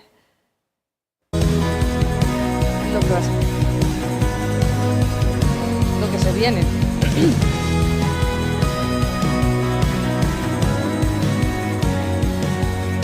Expedition, liderando el camino de la expedición. Okay. Y bueno, el rector lo está pues promoviendo, ya en septiembre, diciembre de este año se inaugura. Lo interesante, las 2 primeras plantas van a ser de acceso a todo público. Regreso. La importancia que un campus universitario privado se abre a la ciudad, ¿no? Donde queremos fomentar, y la planta baja va a ser una galería de ciencia. Hay un convenio, no recuerdo ahorita el nombre, con el sponsor, pero va a estar abierto y la idea es que este tema de innovación no va a ser a lo interno, sino se abre a la ciudad y a nuestros vecinos. Ya casi termino. Este es un tercer edificio, también se inaugura este año. Se va a concentrar todas las instalaciones que tienen que ver, le dicen también el cuarto helado, de aire acondicionado, de un hub de electricidad, el manejo para incendios, va a estar concentrado en este edificio, es el más grande de América Latina. Se inaugura este año. Y este proyecto dura un minutito el video, no tiene audio.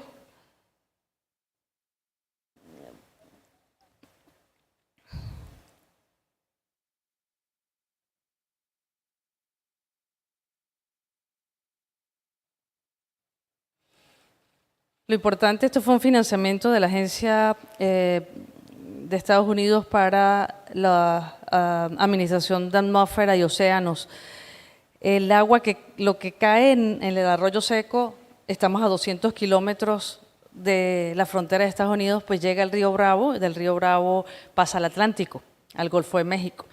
Y por eso se obtuvo el financiamiento.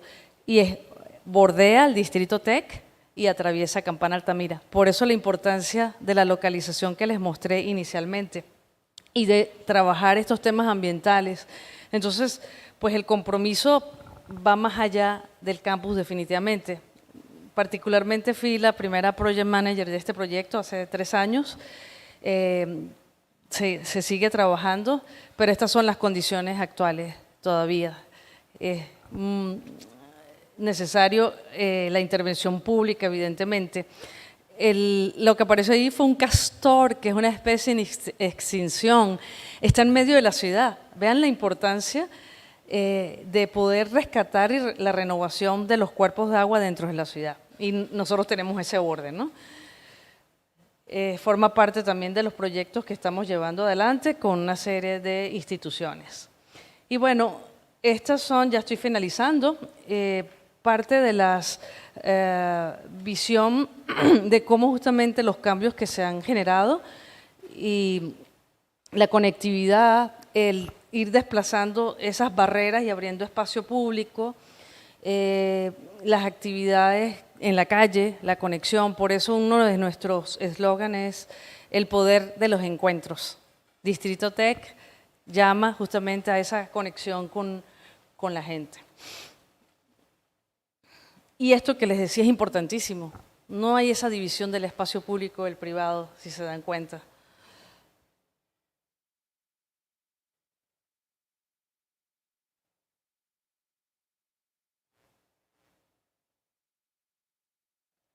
Okay. Y bueno, finalizo con esta fotografía. Este fue un evento el año pasado, a finales de año. Se hace el informe final cada fin de año del Consejo de Vecinos. Y participa desde los más chiquitos hasta las personas mayores, porque también la única manera que esto funcione es que empoderemos a las personas, a las infancias también, que forman parte y son vecinos. Y esta última foto, ella es Ana Lorena, es la gerente, Project Manager de Distrito Tech, recibiendo un premio de parte de la municipalidad por la infraestructura ciclista que hemos desarrollado alrededor del campus. Y para cualquier información, pues hay que ubicar a nuestra gerente y aquí ya, para que puedan, ¿cómo lo pongo más chico? Escanear.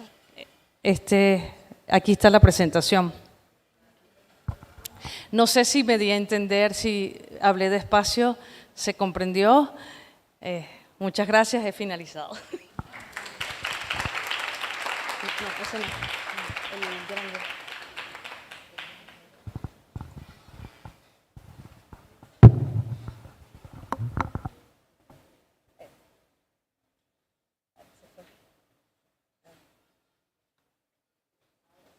Okay, este es el...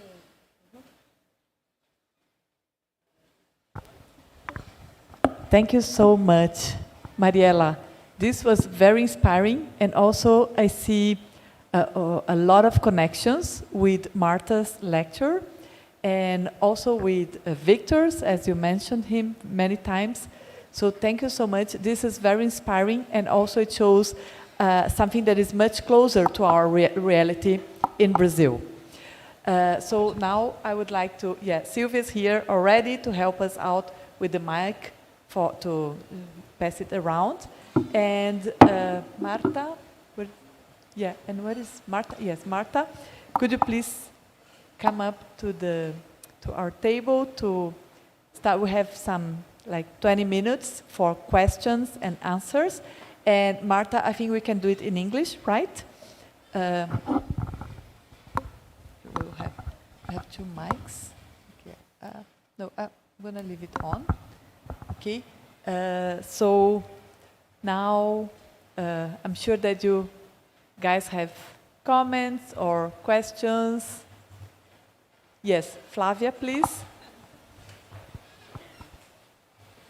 Always still in the spot.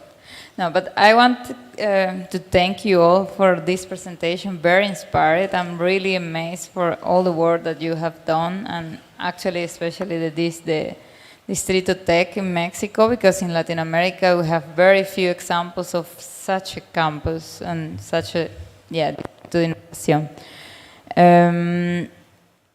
I was just trying to mirror all your lessons also with the development in The Hague. So when I see all your determinants of health, I see that, we use some of them, but not explicitly. And also I see the Distrito Tech also use many of these determinants in the planning, but we don't make the explicit link with health. So a question maybe to both is, how can we do that? Because it is obvious that health is very important, and we are stressing that in our district, but it is very stupid that we will have to translate the health indicators into financial impacts, because this is the way we think in capitalism terms. We have to measure, how good is green and how much that will save us in terms of money. What a stupid society we have become. So how can we turn maybe that wheel so that we can actually see health as a common indicator in the development of any part of the city? So I would like actually to hear from you, how can that be possible? Yeah, on the urban determinants of health, I'm aware that it's not anything new. I mean, we work with these topics and these concepts. It's just about understanding that this has an impact on health. It's just about rising awareness, no? That all this, it's not reinventing the wheel. Probably the concepts are already there, but all this has an impact on health, and so it's important to show and understanding. For us, for example, for my experience, it's very much useful on citizen engagement process. I mean, when you talk about urban planning or urban development, who comes to the citizen engagement sessions? But then when you switch your speech and you start talking about health and why you take some kind of decisions, put health on the table, no? I mean, this is another, it's important to, it's another way, it's very useful in a way to explain your decisions, incorporating health. Yeah, I also feel it's kind of stupid, no? But we need to translate into money because people likes to know money. I mean, the improvement of well-being, the improvement of happiness, the improvement of it's not enough. We need the translation on, okay, how much do I'm saving in my health system? But I guess it's also, I have been working on urban planning for health for the last 15 years, but now I see there is much more interest. Maybe after the COVID, after the pandemic, everybody realized that health is important. Everybody stayed at home and everybody had time to reflect on their homes and think, oh, I would love to have a park there.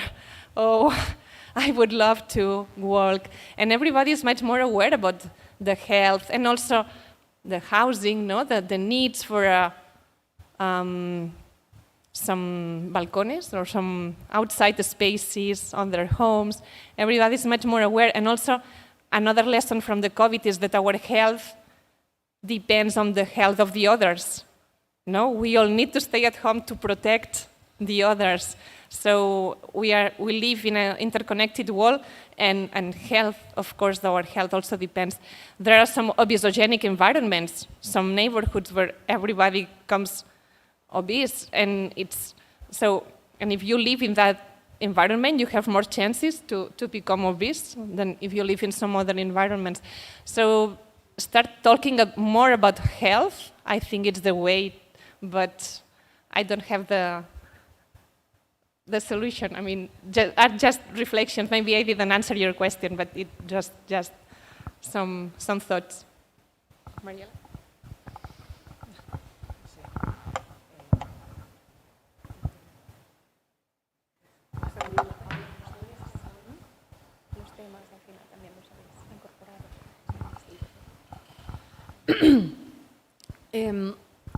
Mira, yo creo que uno de los temas más complejos pues tienen que ver con la alternancia justamente a nivel de los gobiernos, la posibilidad de tener una visión de conjunto solo lo da, y creo que las universidades tenemos ese gran rol de mediar entre la gente y entre los gobiernos.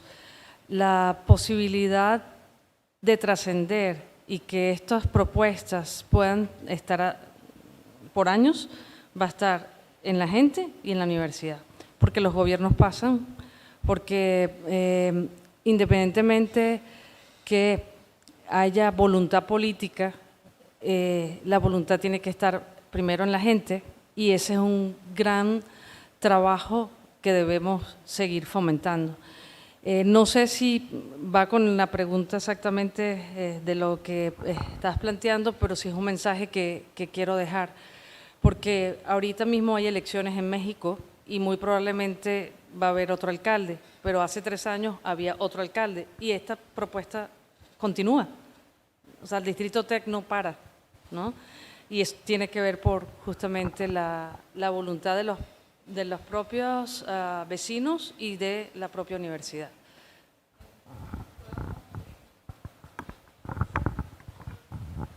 We have another question. Oh, yes. Sí. Entiendo bien que la continuidad es súper importante. ¿En English? Yes, I think it's better if you talk in English so they can translate. But Okay. Mariela will answer in Spanish. And you Okay. all can ask questions either in Portuguese or in English. It's up to you. Yeah, because what you say about the continuity is very important. But to link it to the presentation of Marta, in the tech, in the Distrito tech, you also use some of these urban determinants. I was actually scanning and it's like, oh yeah, you have these green spaces or spaces for community, diversity, but you also mentioned some spaces like the meditation space, which I love it, and also cultural space and the wellness center. Are those spaces also open to the community, to the neighborhood?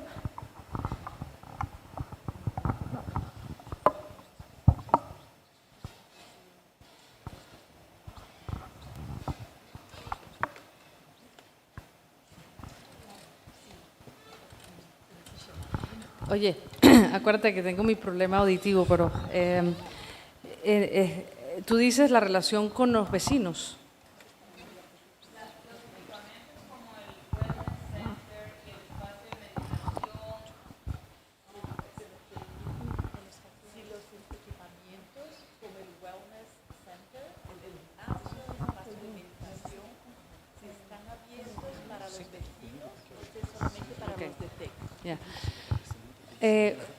Son dos niveles. El parque central está abierto para todos los vecinos, pero el wellness center no. Ese sí es solo para estudiantes. El espacio de reflexión está dentro del campus, es para solo los estudiantes. Pero todas las actividades, lo que se ha abierto, el parque central sí. Hay otro que es un auditorio que se veía en la foto que la barrera la quitaron y entonces tienes una plazoleta que está abierta a la ciudad. O sea, no todo, no todas las obras, ya al interno del campus no puede entrar tampoco cualquier persona, entran los estudiantes, los colaboradores. Perdón que no había entendido bien la pregunta. And we have to take into account that this is a private institution, right? The tech is not a public institution. It's a private institution, so I guess there are limits to what can be shared. So was there another question? Yes, Olá. from Luciana Schenck. Eu sou Luciana Schenck, da Universidade de São Paulo, e, de algum modo, a minha pergunta foi já respondida, mas eu queria recuperar algumas coisas. Recover a couple of things. Well, how knowledge can be understood in a more complex and deep manner. You brought to us two examples, important examples, one related to violence and the other one related to health. And we are in an important moment now in our group, you know, because we are outlining the values and the principles that will guide all our process. So your contribution is amazing, and I would like to thank you. We have a privileged situation. We are a public university, and our commitments, they can go towards the social construction, a deep construction. And I would say that what Anna brought, the idea that it should be a state policy, so it can go beyond the elections, the governments, the mandates, and so on. So this is pretty important. That's why now planning, and then the idea that planning will continue throughout time and it will change, that's the moment. It's pretty important, and I thank you. Now I will hand the microphone to Victor because he wants to comment. I don't know if it's Portuguese, in English, I really don't know. It doesn't matter. It can be Portuguese translated. So we have, yeah. They understand Portuguese, don't worry. First of all, I would like to thank your presentation. They were amazing. And Mariela, to listen to your project from a more institutional voice, it's pretty amazing. And see the entire transformation, the internal transformation in order to be where it is with a community participation and everything. Well, amazing. And the integration of all elements, quality of life inside the district. One thing that is important related to the wellness center question. The wellness center would be accessed by the community. That's what the project said in 2014. But to see the importance of health and wellness to people, the success was so huge among students that they couldn't do that. So now we have an update of the master plan, and one of the complaints of the students is that there is a queue to access, because the desire of having health and well-being is amazing. It's something for us to learn, and our projects will have more importance and more relevance. So to Marta, I would like to ask a question. Marta, she commented about a lot of work with public power, the public sphere, and I would like to know how it's her work with the private initiative. A senhora tem iniciativa trabalhando com os desenvolvedores, os designers. A senhora mencionou a ferramenta que usa para definir os benefícios e as qualidades. I mean, developers, the private sector has a huge impact in how we build cities and how we shape cities. I just wanted to hear from you if that is something that you do a lot, if you plan to do more in the future. Anyway, that is my question.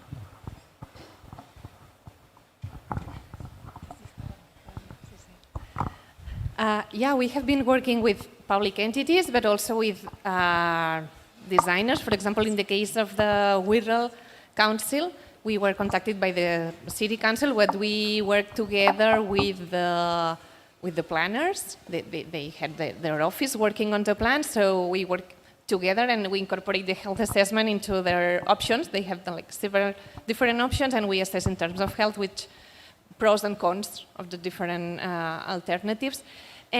But mainly we work for public authorities, for local city councils and so on. I mean, the private sector, it's hard, and sometimes they see health, okay, oh, wow, now I have to introduce the health.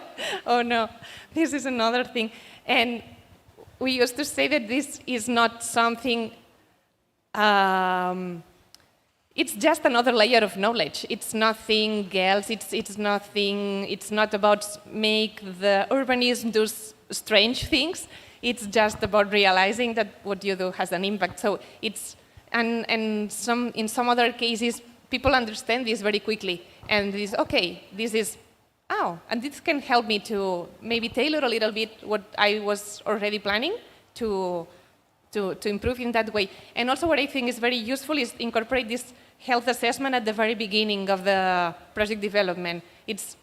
I mean, it makes sense, no? If you want to have an impact on health, so let's start a little bit having a look at the health of your neighborhood. And this is very useful. I mean, this is very, very well received, more than the health impact assessment, which sounds like something boring and more work. But this starting the strategy, incorporating health at the beginning of the process as another layer of information besides the other things that you look at when you start planning something. So, and this is very well received because it's not an extra work. It just it's part of the assessment that you do at the beginning. And I think that the hard part of this is the monitoring and the assessment once the plan is finished. Because sometimes, okay, the plan is very nice, no? You can plan the perfect city, you have the perfect plan, but then you have to implement, and it's not. And so we see that what is important, the plan is like el tablero de juego. You have the table, but then you have to play the game. And you have the perfect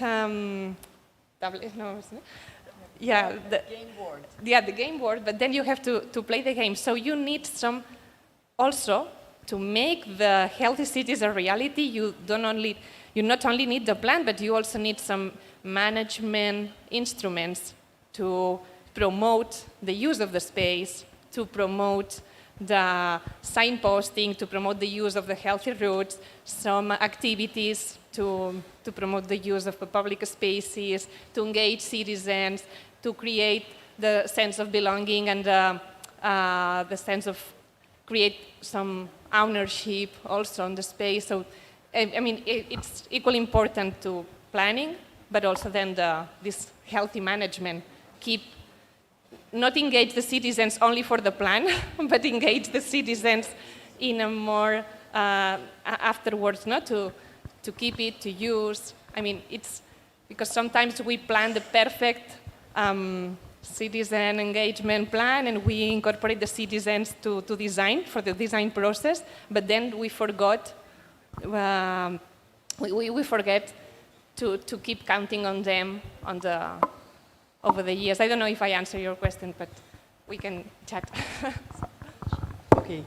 Thank you so much. Yes, we're running out of time, but we have space just for one quick comment by Ana Sperandio, because she's from Healthy Cities, so from the field. Vou falar em português, ok? Muito agradecida pelas duas falas, as duas apresentações. For both presentations, they were both excellent. I met Marcia in Barcelona. I invited her to come here. But I would like to mention something that is extremely important. Social and health determinants should be part of the urban planning agenda. With the support of Professor Sidney and Professor Gabriela Celani, I have the opportunity of giving lectures to architects and urban planners. And future architects and urban planners need to lead Law 8080 and need to understand and recognize the social health determinants, because without them, they will design something that will not become a reality. Martha mentions the health determinants as part of the tool that they created, but in my opinion, beyond that, we need to learn and blend different knowledge so we can live and achieve happiness. Because without that, we won't be able to advance as a university, as a teaching institution, and as a knowledge territory. Because again, health determinants, they don't put, social determinants don't put health at the center. Health is connected with housing, with work, with diet, with all the social determinants of health that can give us social stability. And we depend on public policies that to help us with that. Otherwise, we won't make it. And I would like to once again thank you for being here discussing health, because I have been working with that for 33 years. And I have a history that I'm very proud of. And I'm also very proud to say that this university and the Civil Engineering, Architecture, and Urban Planning College have created the opportunity for us to discuss not only the health, but on how much urban planning can cause diseases if we ignore all these aspects. Thank you very much.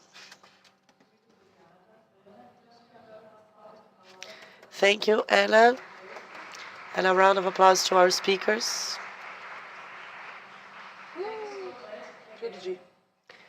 Muito obrigada a vocês duas e obrigada à plateia pelos comentários. We have 10 minutes for a break. That's our next challenge.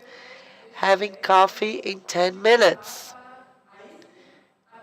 And come back to discuss public policies that will be coordinated by Professor Milena.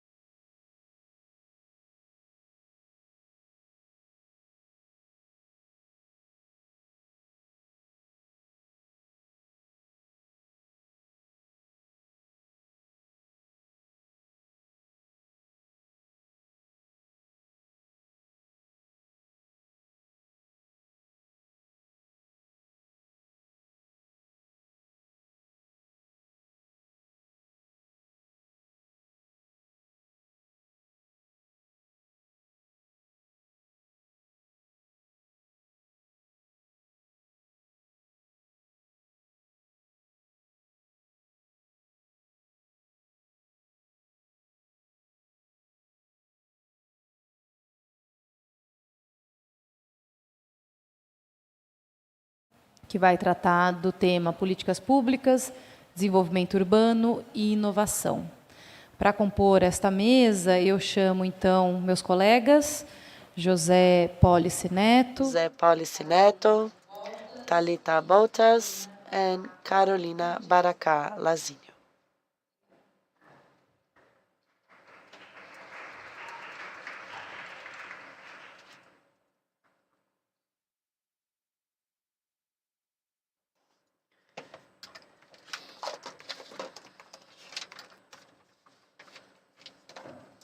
All right.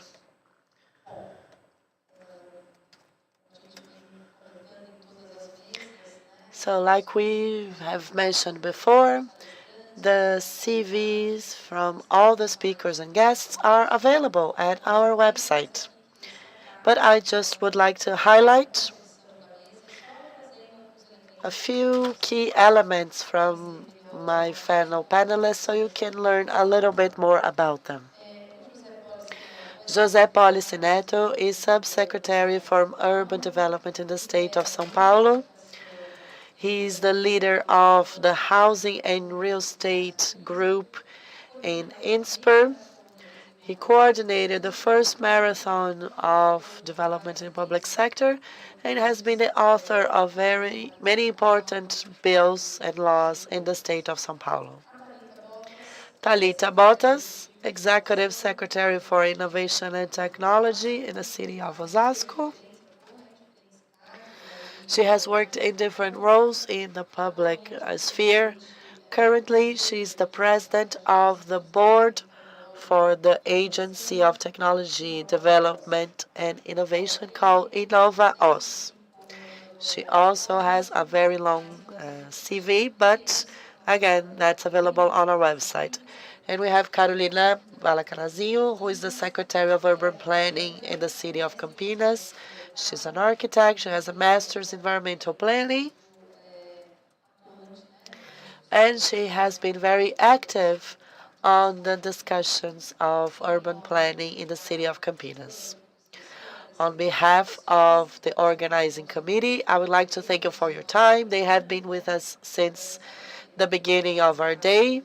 And we know that they have a very busy schedule, so that's why we value this opportunity a lot. So each will have an opportunity to give an initial presentation of 20 minutes, and then we will open for discussions. We'll have many questions, so that's my favorite area.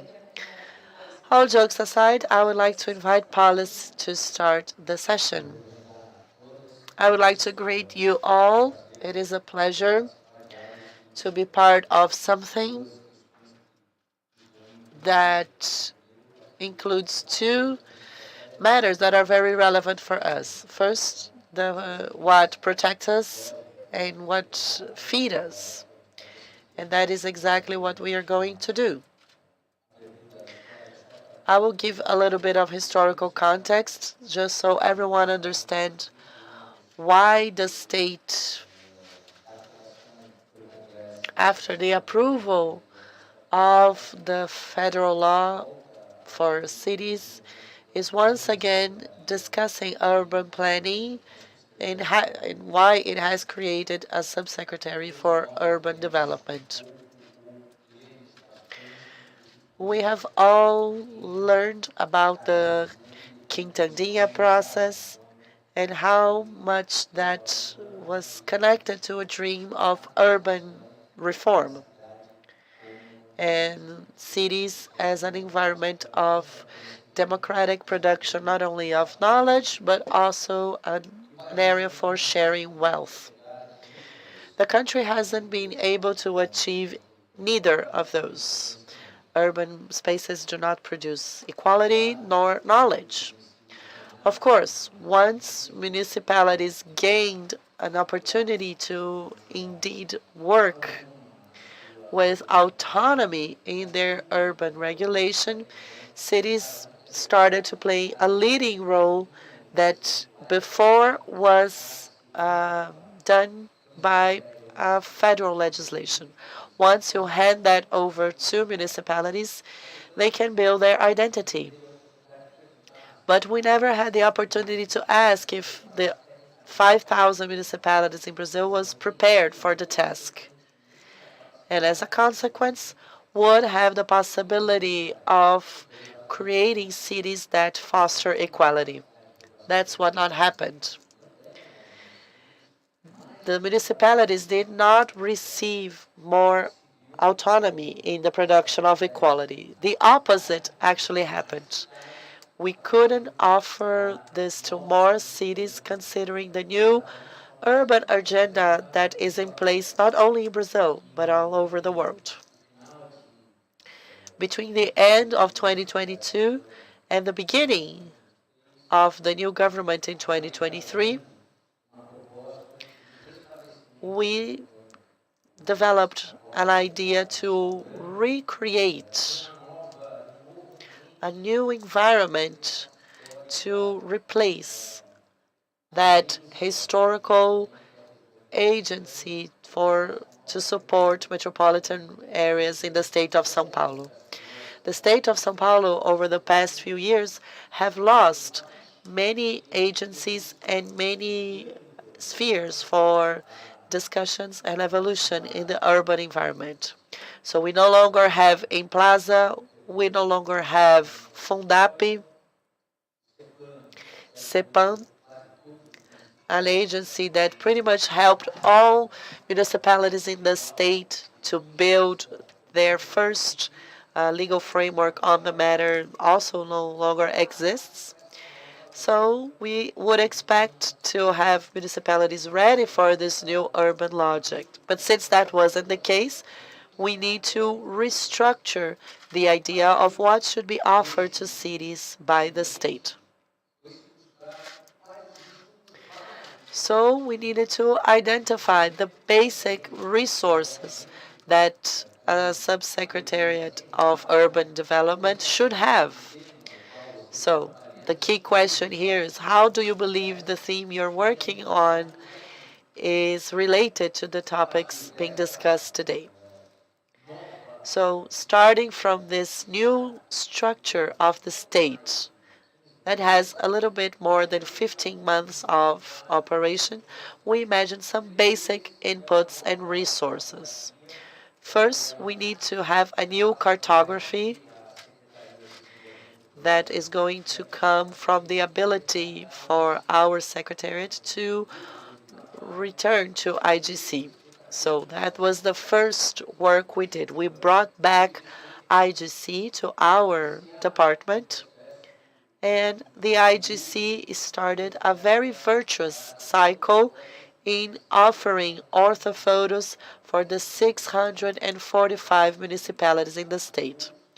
By September this year, we will conclude all the flights and offer pictures with 4 points per square meter, doing this in a different way that was done historically. And these pictures include infrared, cloud of colors for all 645 municipalities. So we are offering to the 644 municipalities a resource that a city like São José dos Campos already had. So a few cities had the ability to hire pictures of their area, which gave them important information for their urban planning efforts and for the containment of the spreading of the area. So good interventions were possible considering the territory that they had. As of September this year, all cities will receive a container of information. They are not images to decorate the mayor's office, but they are systems that will help you operate everything from the fiscal area, because you can have more precise information on many different aspects. For example, we can interpret what is occupied in the soil what is not occupied and what shouldn't be occupied. So that ratio between what should be protected and areas that can be occupied. In the state, we call this IDASP, this new cartography of the municipalities that will cause a small revolution, in our opinion. And then we have an information system for cities and metropolitan regions that was created more than 10 years ago. But for 2 or 3 years, it lost this idea of combining 1D, 2D, 3D, and 4D information. So information that you can obtain from many different sources, and also information provided by the municipality. A positive experience happened in the coast area of São Paulo, which allowed for that territory to have a housing program that is completely dedicated for houses located on the riverside. So houses that are on stilts. So there is a program to preserve these areas. And if you want to learn more about this initiative, it's worth getting to know what this project is doing in the coast of São Paulo. Perhaps this is one of the good examples of public policies that were not terminated after their first funding model. The first funding came internationally, and we know that once we have international funding, the project is usually concluded because that is required by the funding agency.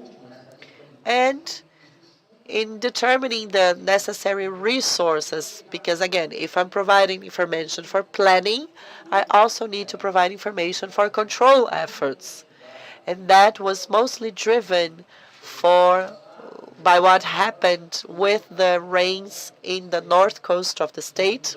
And now the state of São Paulo uses more than 180 nanosatellites collecting images from 52 municipalities, the 39 municipalities in the metropolitan area, 9 municipalities in the south coast, and the remaining in the north coast, so we can have control on all the areas that are in danger zones in these regions of the states. And these municipalities, they correspond to about 75 to 78 dangerous areas in the state, or vulnerable areas. So now we have a control of irregular occupation of those regions with daily alerts. Every month, the municipalities are informed on the regions where an anomaly is detected. We also always treat this as an anomaly because the institution that is supposed to verify if that area is really being illegally occupied is the city. So this process is currently enrolling municipalities. We are very excited that by the end of the year, we will be able to have the participation of all 52 municipalities.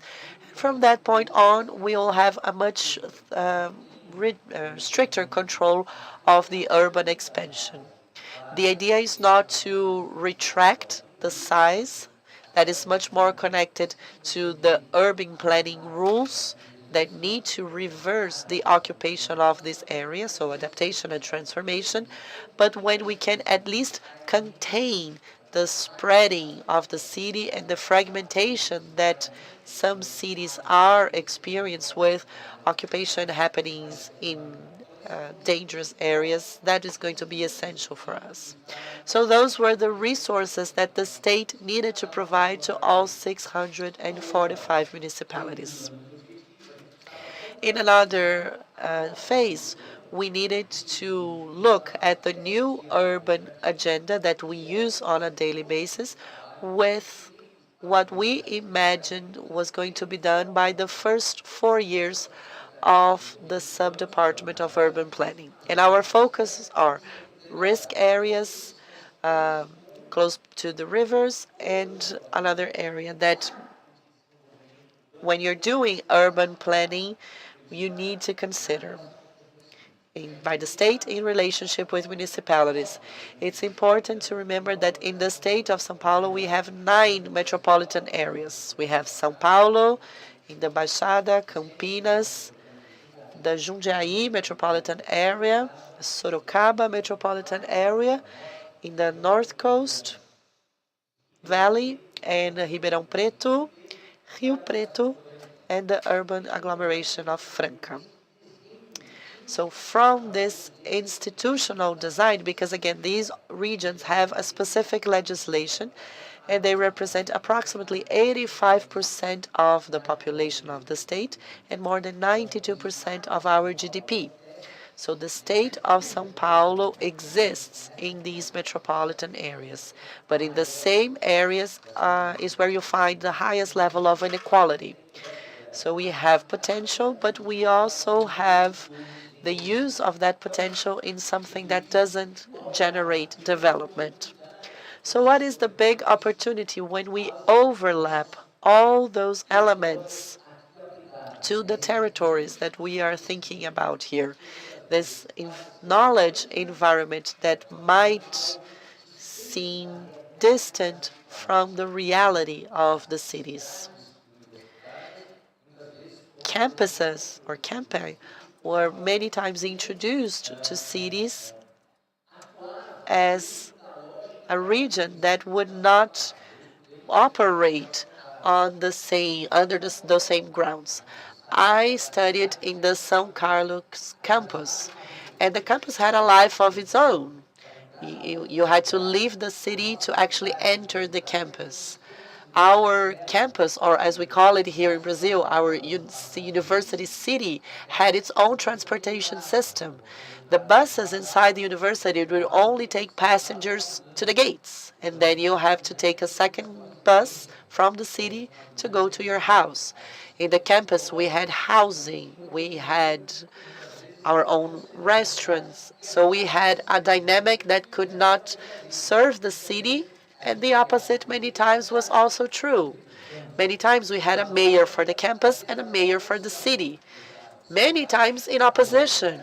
In São Carlos, that city, the opposition was the rule.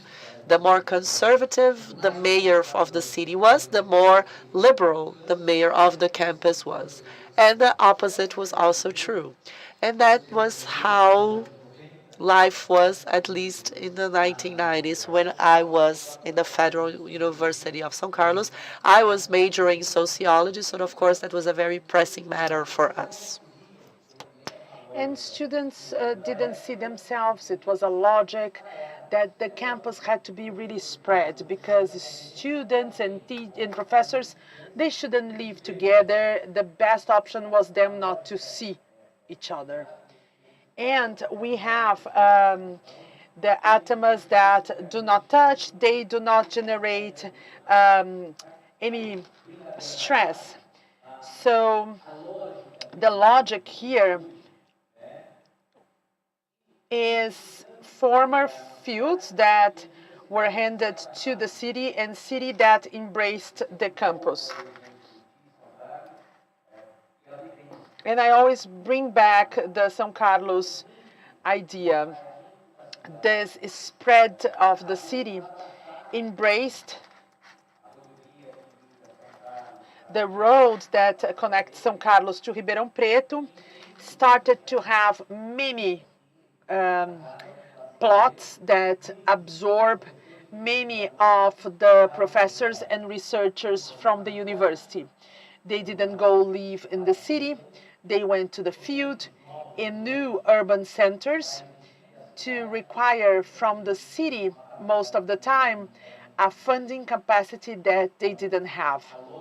So the logic of generating condos and condos and condos beyond the one that was on the outskirts of the city made the outskirts no longer an outskirt, and something beyond that would be present. And we created the distortion. And for what we had from the urban fringe, it's the popular neighborhood that will serve the urban fringe that came after the university campus. So all of us who went to the academic world, who tried to correct the city, were protagonists of the cities that are not economically standing and are fighting hard every single day against the new urban agenda. So there's the spreadability of the city made by our campus and the natural habitat of our professors and researchers build the logic that the new urban agenda that won't see. The matter is how fourth generation will allow us to correct that, integrate that, remove the barriers, and have the city we want so much. As we have urban emptying of the central parts of the city that make us ashamed. If you go to downtown Campinas, except the capacity it had of one investor to have one process with a major hospital, all others are efforts for legislation, incentive, and they haven't transformed. Campinas manages, and I have visited all 9 metropolitan regions, all the headquarters of the metropolitan regions, and we have something positive to share, really positive.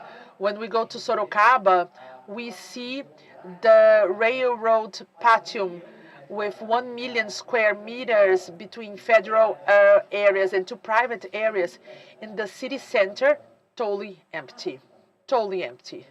When we go to Piracicaba, we have a farm in the central region, making the society to be far from downtown that offers what cities need the most, little commuting. So we force our cities to spread, and our cities are no longer spreading, they fragment. Limeira has more than 500 urban nucleus in the rural area. What are they? Our former summer farms that were present when our middle class managed to have one house downtown in the city and a small farm, a small plot in the countryside, a ranch. And when the revenue of our cities became those 20,000 square meters, were divided into smaller plots and small nucleus, it started to fragment the city design, not only spread. The urban presence spreads, and what we see now are a different capacity of form to collect waste, to offer education and health, because we can see that many of the municipalities in the outskirts of the city, they don't have favelas in the city center, but they have favelas in the small communities. So the subsecretary department, it's totally dive into its dialogues with all the Alexes presented here in. It has to drink from a very powerful source of scientific knowledge. It has to have dialogue with the public sector. And if they don't dialogue with civil society, organized or not, they cannot translate this public authority energy into a routine practice. And for sure, if we don't see the capacity that the city has to recover the areas that should be protected, and they are no longer protected, we miss the central part of recent efforts. So the São Sebastião and the Rio Grande do Sul episodes, or the one in Nova Friburgo 10 years ago, and more than 2,000 people died, 1,000 in Nova Friburgo, they are announcements. Some with intervals of 5-6 years, and now weeks or months, to say the best. In 2021, we had in the Vila Baiana, Guarujá, 18 deaths. 2 years later, 65 in São Sebastião. it didn't seem that we had episodes that were so close. But now we just forget about them. And when we forget, we do not instruct our efforts for this process of recovery. So the logic we have worked with, and I believe a convergence with this fourth generation, is to bring to the decision-making environment of public executives a competence and a technical capacity that the universities can and should offer, but we didn't have the competence to harmonize. These universes are distant. Most of the time they seem to be antagonic because they didn't live together in the root of the process. They have always been isolated in the academy and the other one in the political dispute. And as in life, everything has a side. When this academic environment that is represented by one agent, two political entities were not on that side of the politics that are the ones at their term in the city, well, you don't want that academic structure because it's being brought by a political agent. When we have an environment like this one, or the one in the morning about the city networks or an organized process for the common knowledge gathering, not more, neither less of the mixture from politics and academy. And then when we work with popular and lay knowledge and the scientific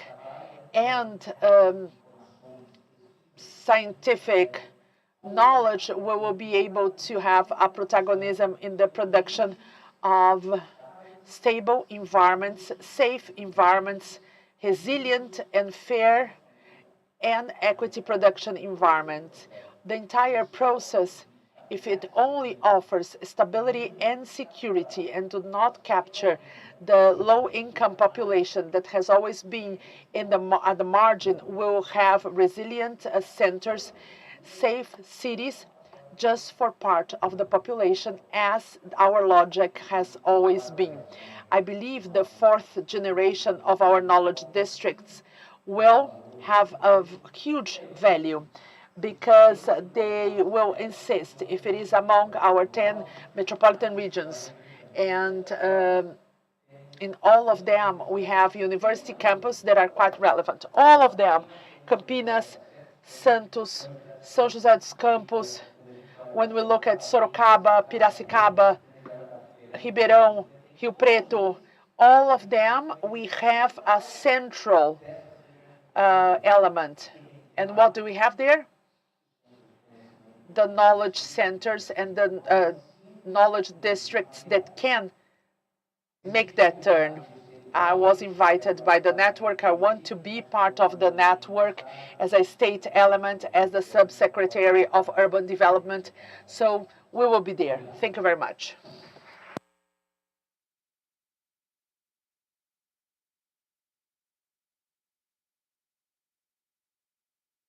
It was amazing to hear you. So now let's continue. I'll hand the floor to Carolina Baracá. Carolina, thank you for your presence. Good morning, everyone. I thank you. I thank Gabriela also to talk about public power. I will stand up so I can speak to all of you. We have been working with the State Department not only to foster public policies, but also the development of central regions and other projects that we have been fostering to have new urban centralities, things that our master plan brought, and making this region to transfer knowledge, form talents, so we can have this innovation area. So the effort of the city hall, in which we celebrate 250 years, it's to bring this place of Campinas. So with so many centers for innovation, technology. So I will show you a quick video.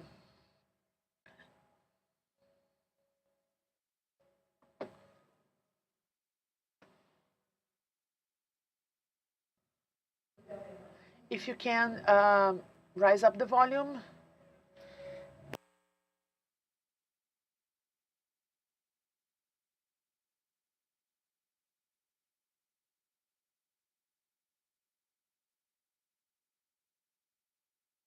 So this is the 250 years campaign we are celebrating next June to bring optic fiber, this junction of all federal entities and up to the technology.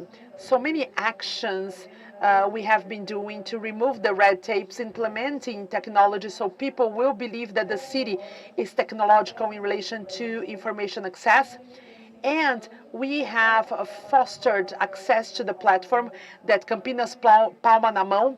So it's to check everything that the municipality has been approving, what we have been requesting through protocols system.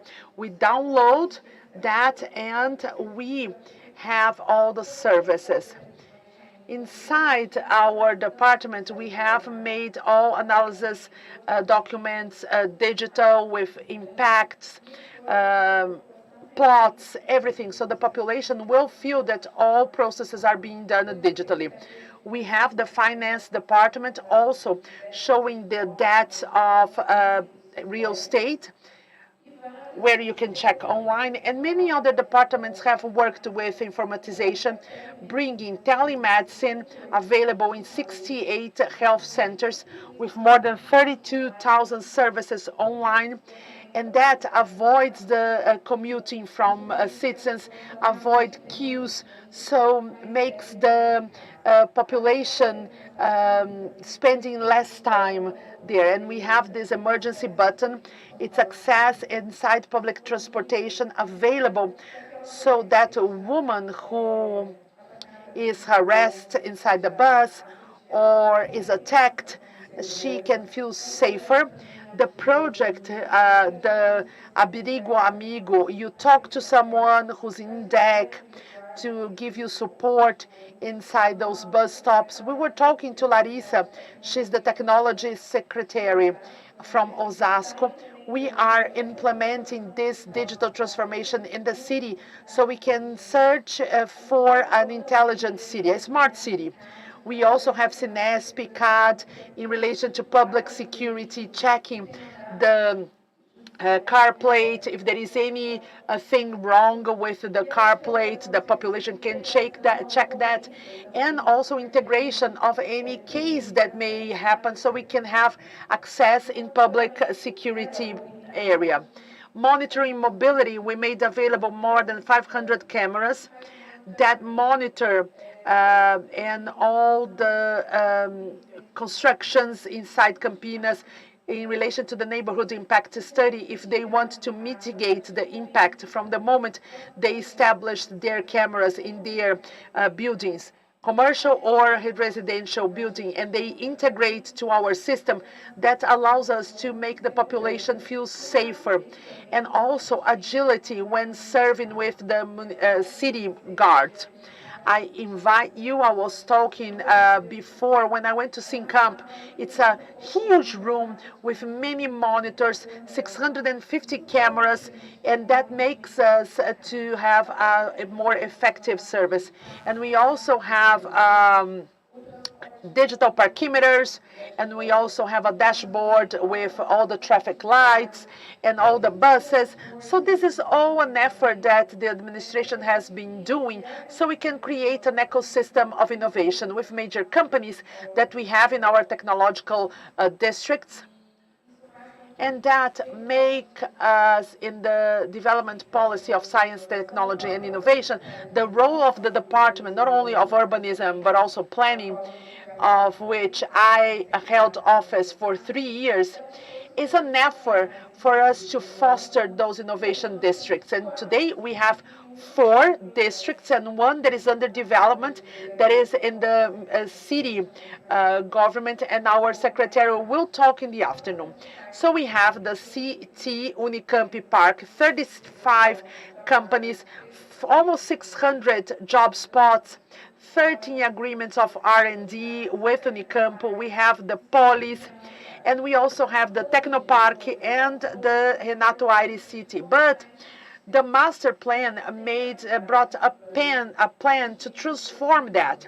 In 2018, through a partnership with Unicamp, PUC, and the Inter-American Development Bank, we made an agreement to develop a region in Campinas called Ciatec 2. It was almost abandoned, and that's where the Argentina farm, that area of Unicamp, acquired by the government, and we have a lab for microparticulates, and all that. There's a need to foster a district with bold development of laws and occupation, for use and occupation, and thinking about services, public services inside this development, and also preserving sustainability. So it was in that sense that in 2018 we started this discussion. We went to South Korea. We had the chance for the CRIS through the Inter-American Development Bank to help us of what is innovation district for innovation. We were in Barcelona getting to know 22 and brought some experiences. The entire planning is based on the 17 United Nations Development Goals. And we have 27 million square meters. Marcelo will show that our concept based on this master plan. But you can see all the places, Unicamp, FACAMP, PUC. It requires an order and plan development in order to foster talents in the region. And also making people work and live at the same place. Another place that we are discussing is our railroad patio. We have been doing an important job with the State Department.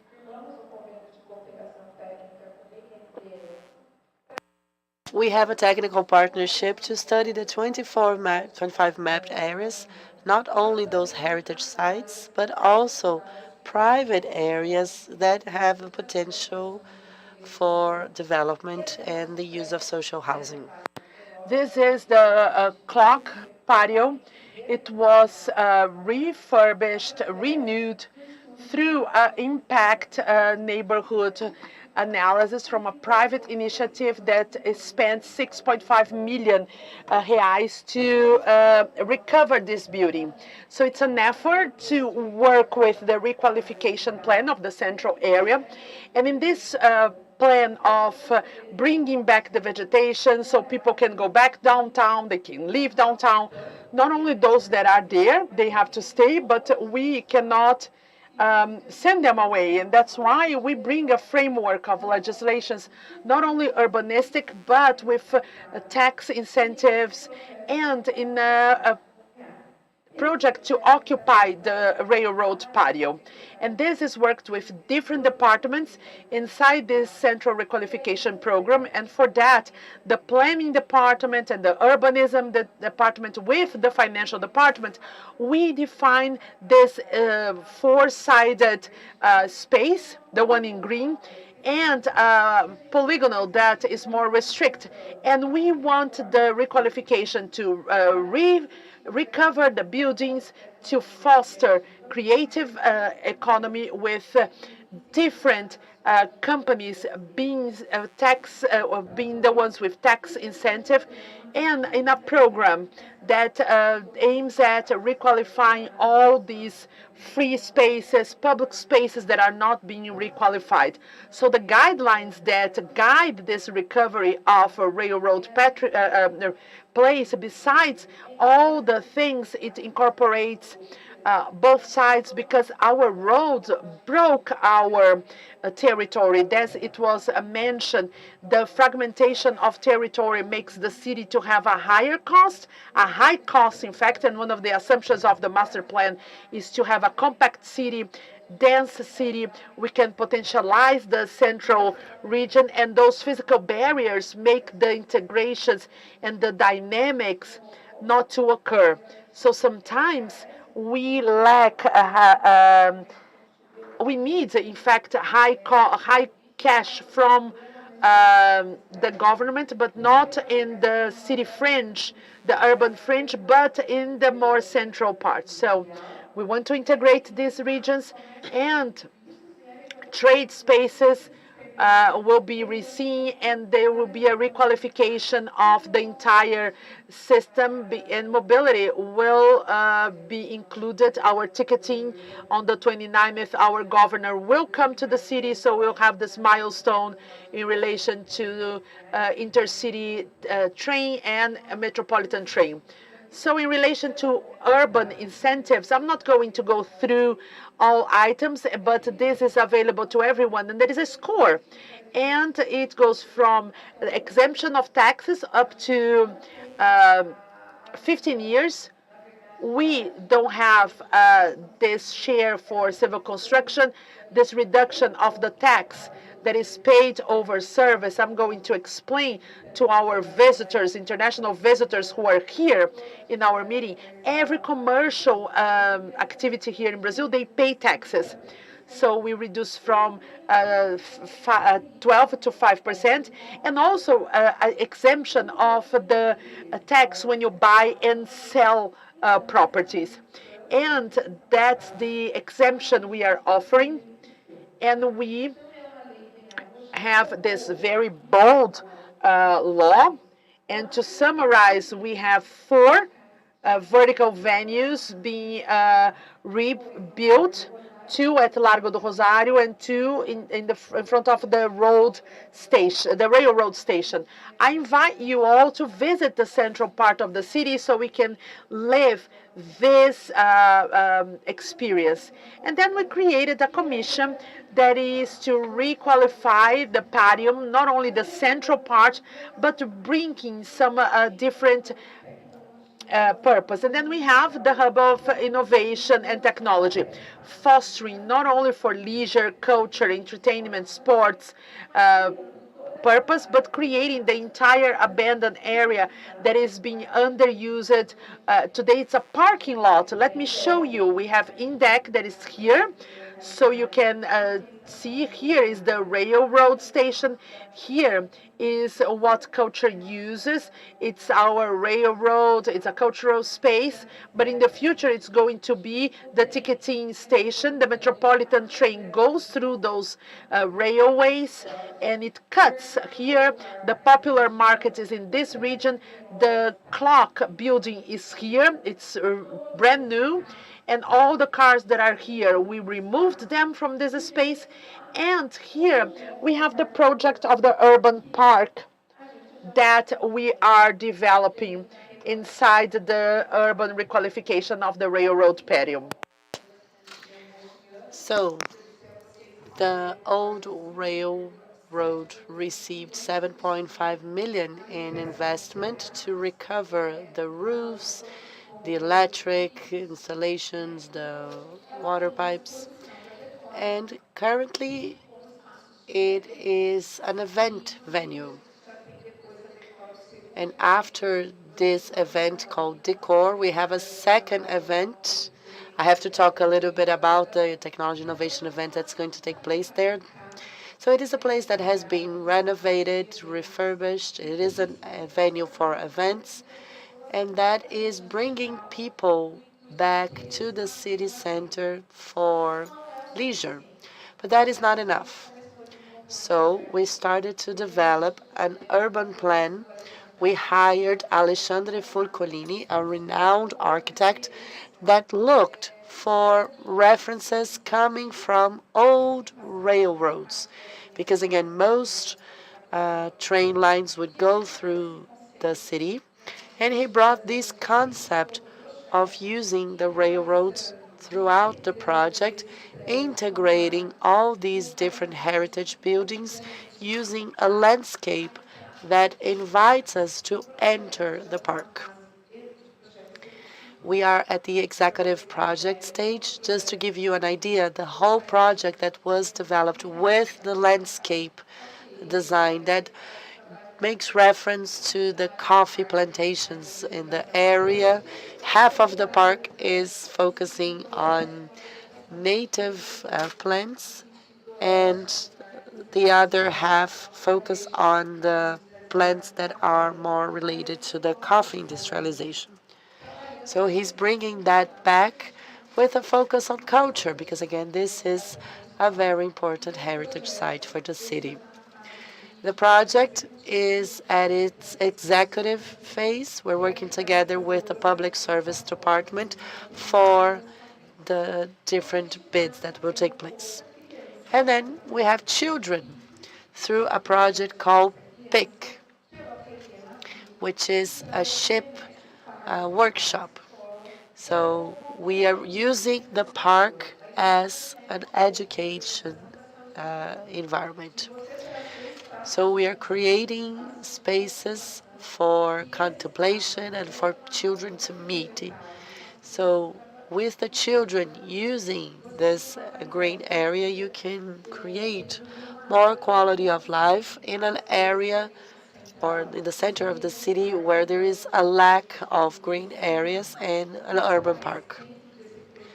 So inside this project, the whole project is detailed. Here we see some images that recover that idea of a railroad using technology for doing this work with children. And in the 3 last warehouses, we have one innovation warehouse that was done in partnership with the Catholic University of Campinas School of Architecture. And they presented the idea of doing an innovation hub. This area belongs to the federal government. We are working in order to have this area granted to the city so we can explore it in partnership with the private sector. Here we see some images of the design developed by the Catholic University of Campinas.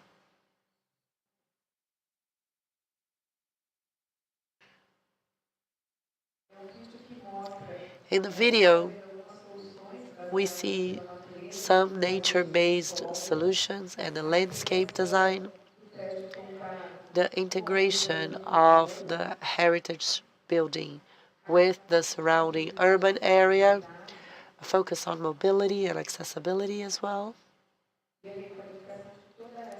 and the refurbishment of this area that will receive a focus on science, innovation, and technology. In the government, in our municipality, there's a real big lack of projects. Yes, we do have partnership with the private sector and with the university in the development of our projects. Because until the project is done, until you do all the RFPs, and again, university can bring innovation and knowledge and the most updated scientific information on the projects that we develop. Not only to recover this rail yard, but also in all the urban interventions that we plan to do. So it will be a very sustainable option with the use of solar panels for providing energy to the space.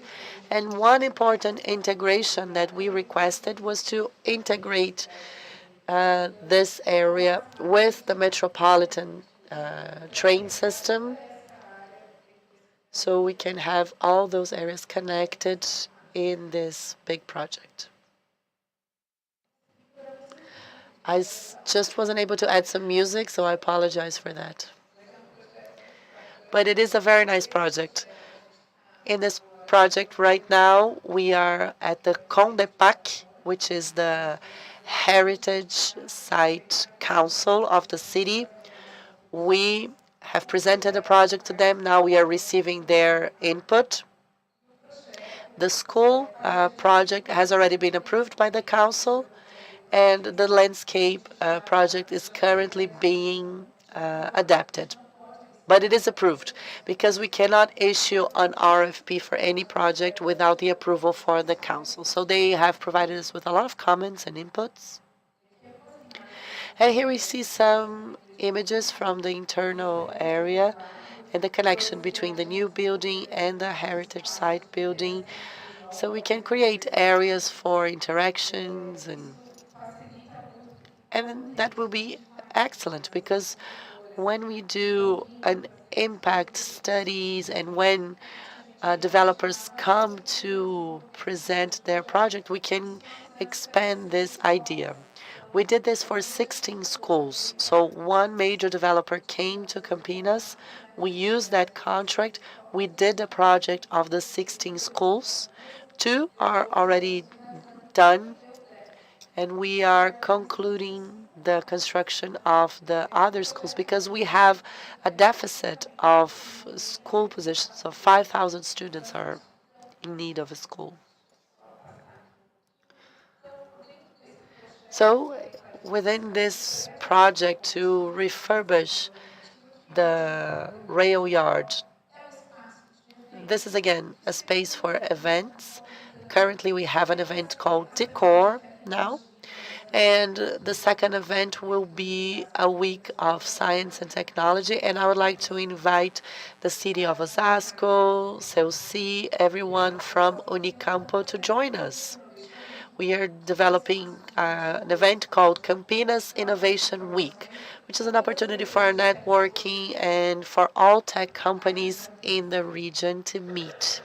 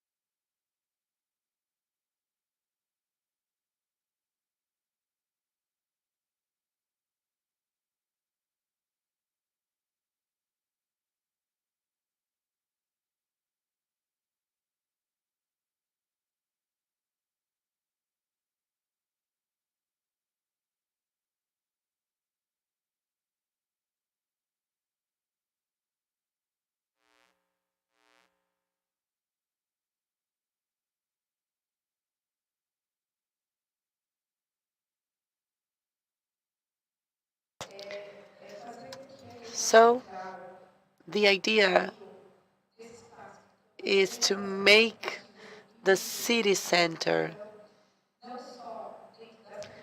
with these huge investments in refurbishment. And again, we are also investing on updating legislation and with partnerships with university. Our tech hub was a success. I was deeply involved in this project. I've been in the department for over 10 years. So now our focus is on the city center.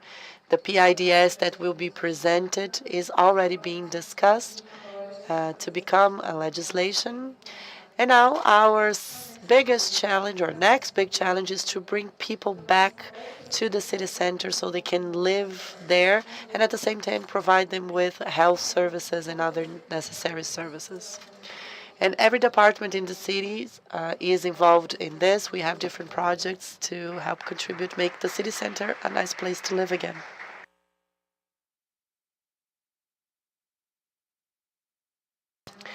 Thank you very much, Carolina. That was an excellent presentation.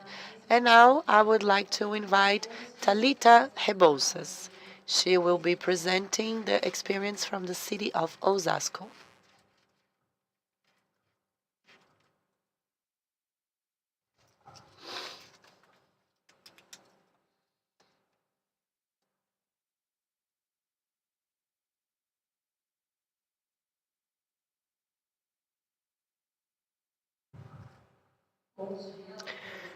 Good morning.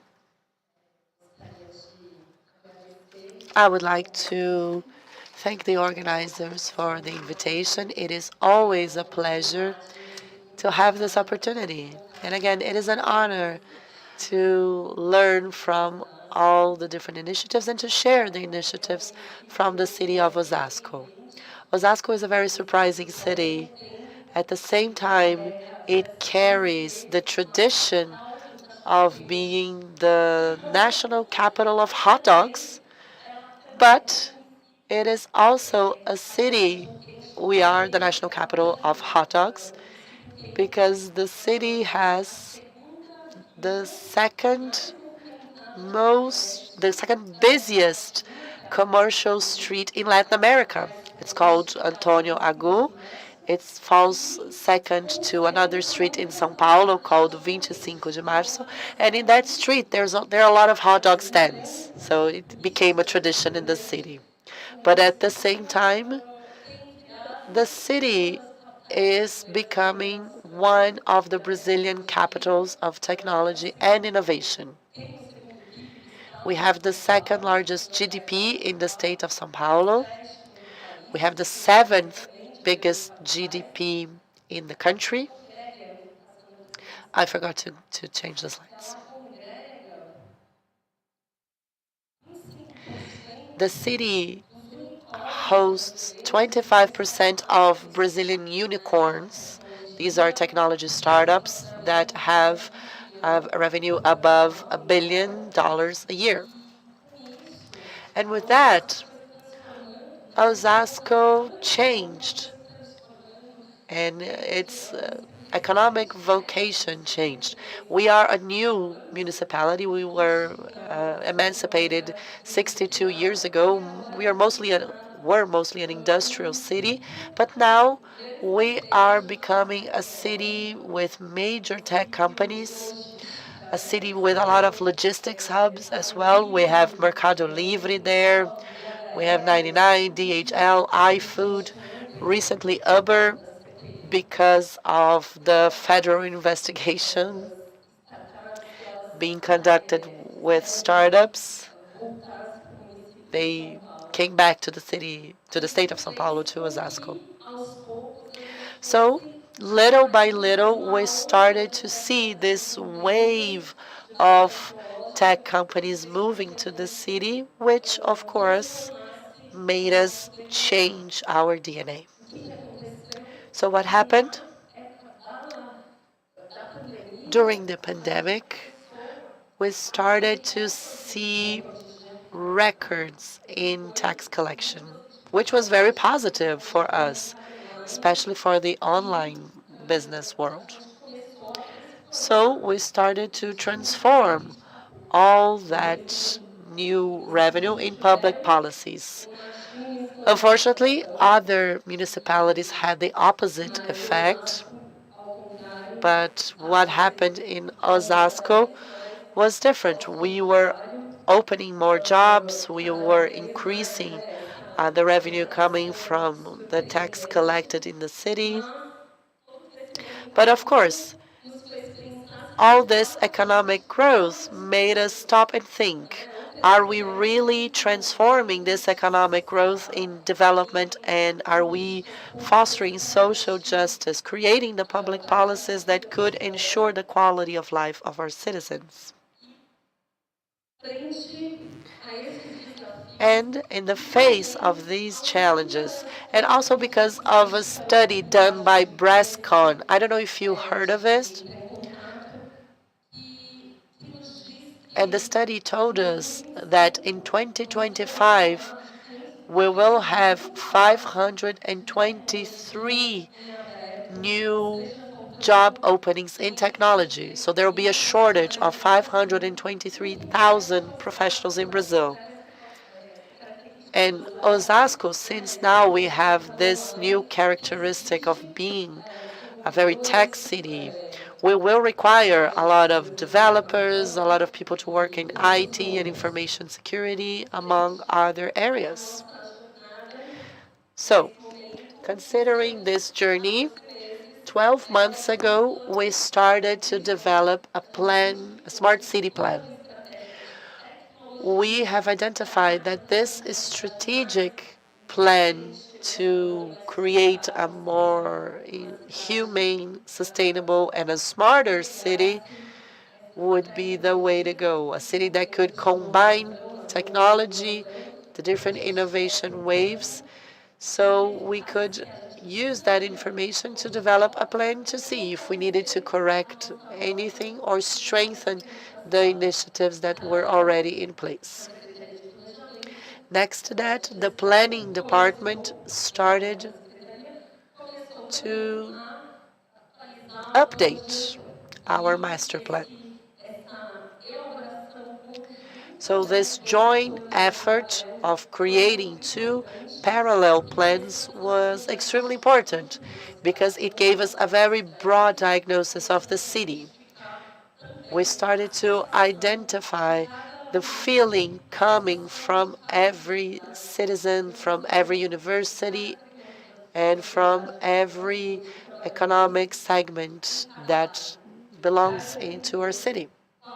So we could understand what was the feedback that was coming from all the different implementations and what were the expectations regarding public policies, so we could use technology, innovation, and data governance to make our city smarter and more efficient. So we could translate intelligence into efficiency. And this diagnosis could also help us idealize what a smart city would be. Because again, Osasco is completely different from Campinas.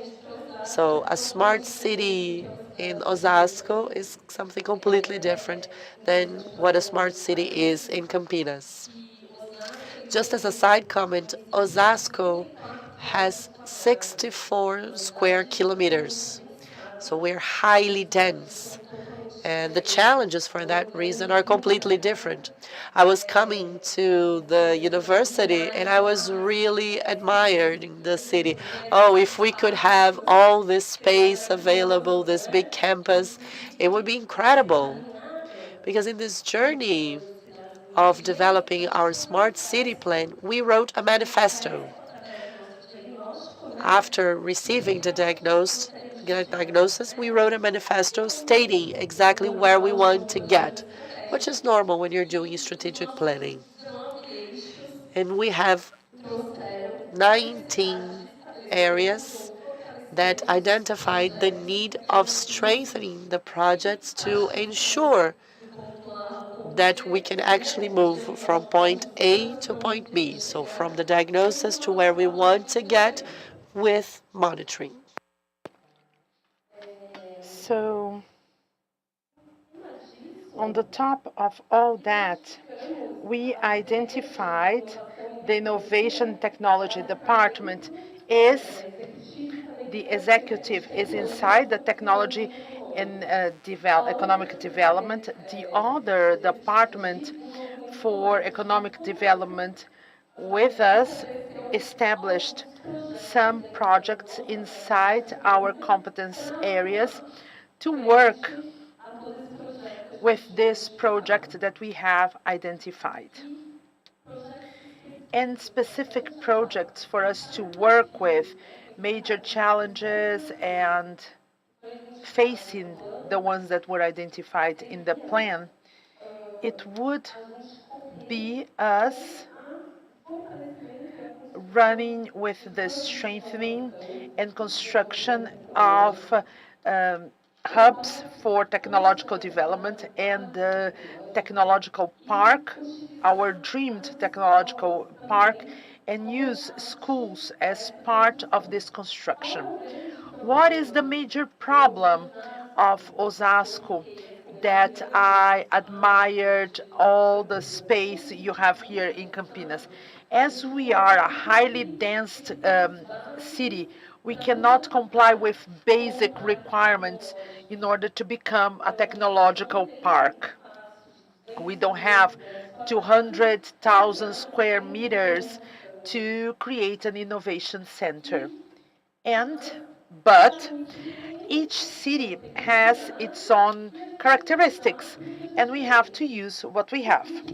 And what Osasco did, we are going to use schools as innovation centers, as catalyzers for strengthening the innovation ecosystem, thinking about the particularities of each neighborhood, and using the entire context and players so it will strengthen in an additional way in the construction. And with that, we started a journey with different projects, already existing projects and new projects, So we will have a process built to strengthen students. They would start to get to know their space, teachers, integration with families, and the context with startups in the region, companies from the region. So these spaces would help have these central spots in the city. And then connecting with the master plan. So what are the quintessential initiatives? I just researched some of the projects. We have numberless projects, but to start with, we had to train all schools, assuring infrastructure in all schools.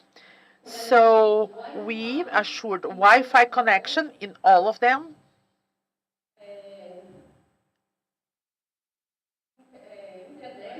Internet in all schools of the municipality. We assure digital literacy, accessibility. Oh, wait. Also, besides all the digital blackboards and all the projects related to this issue, we also assured the supply of notebooks with connectivity for all students from 3rd to 5th grade, because we just have elementary school. And they could use in their journey during classes, and also that they continued at home together with SEBRAE and SENAI, also potentializing the families in the digital inclusion. So they would be part of the challenges and hackathons that were happening in each of the schools. And that was a movement, step by step, in which we implemented projects to strengthen the schools as catalyzers of this innovation system strengthening. Another important point is that we identified that many students and their families, thinking about the perspective of the school and also each neighborhood, they didn't know about the public environment, the budgets, and with schools and children, we had to act in a different way, talking differently than we talk to adults. So we have programs to share, but with the kids, and they learned how to do all the budget of their home with the cartoons. We shared the master plan, smart city plans, all the public consultations from a pretty important platform to the city that received some awards, that is Participa Osasco, an interactive platform that we started working with, adapting to each context with the popular participation in each school. Still, we work with database in a very ludic way and with families, so we could have an open data. So we could comply with transparency legislation, but to foster that with the startups of each region and data, we could have hackathons and create solutions for urban solution thinking about the territory. We also made available Osasco 360 view, so the population can interact and not only get to know, but help them to manage public policies and the indicators bank. Connected to transparency, We also had some work performed at schools. It's a matrix with all the departments, but in this project from schools, students, teachers, and family members would get to know their space through the Os Mundi platform. And Osasco, we all call Os. Most of our projects, they have Os on its name. And it's a very important project, Os Mundi, because we had a unified platform of georeferentiated information, and we started to work with the population, with the school population also, so they could get to know with different layers their own space.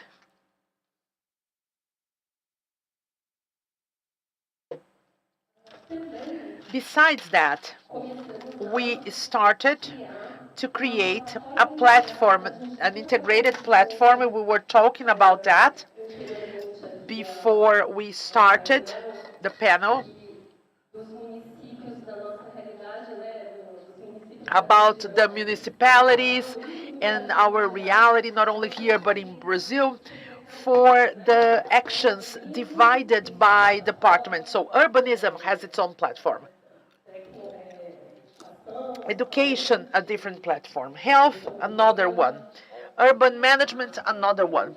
And with the smart city plan, we manage, of course, here I'm talking about the school environment, different territories at schools, but as a whole, we implemented an integration platform, a data integration platform. And what would that be? This would allow us to have this notion, not notion, but in a deep way, the integration of the citizen enrollment. So they see what they've done in the department, which were their actions and management and all the requirements. And with that, at the school environment, we are able to have in school territories, we can have information, online information, precise information of the environment.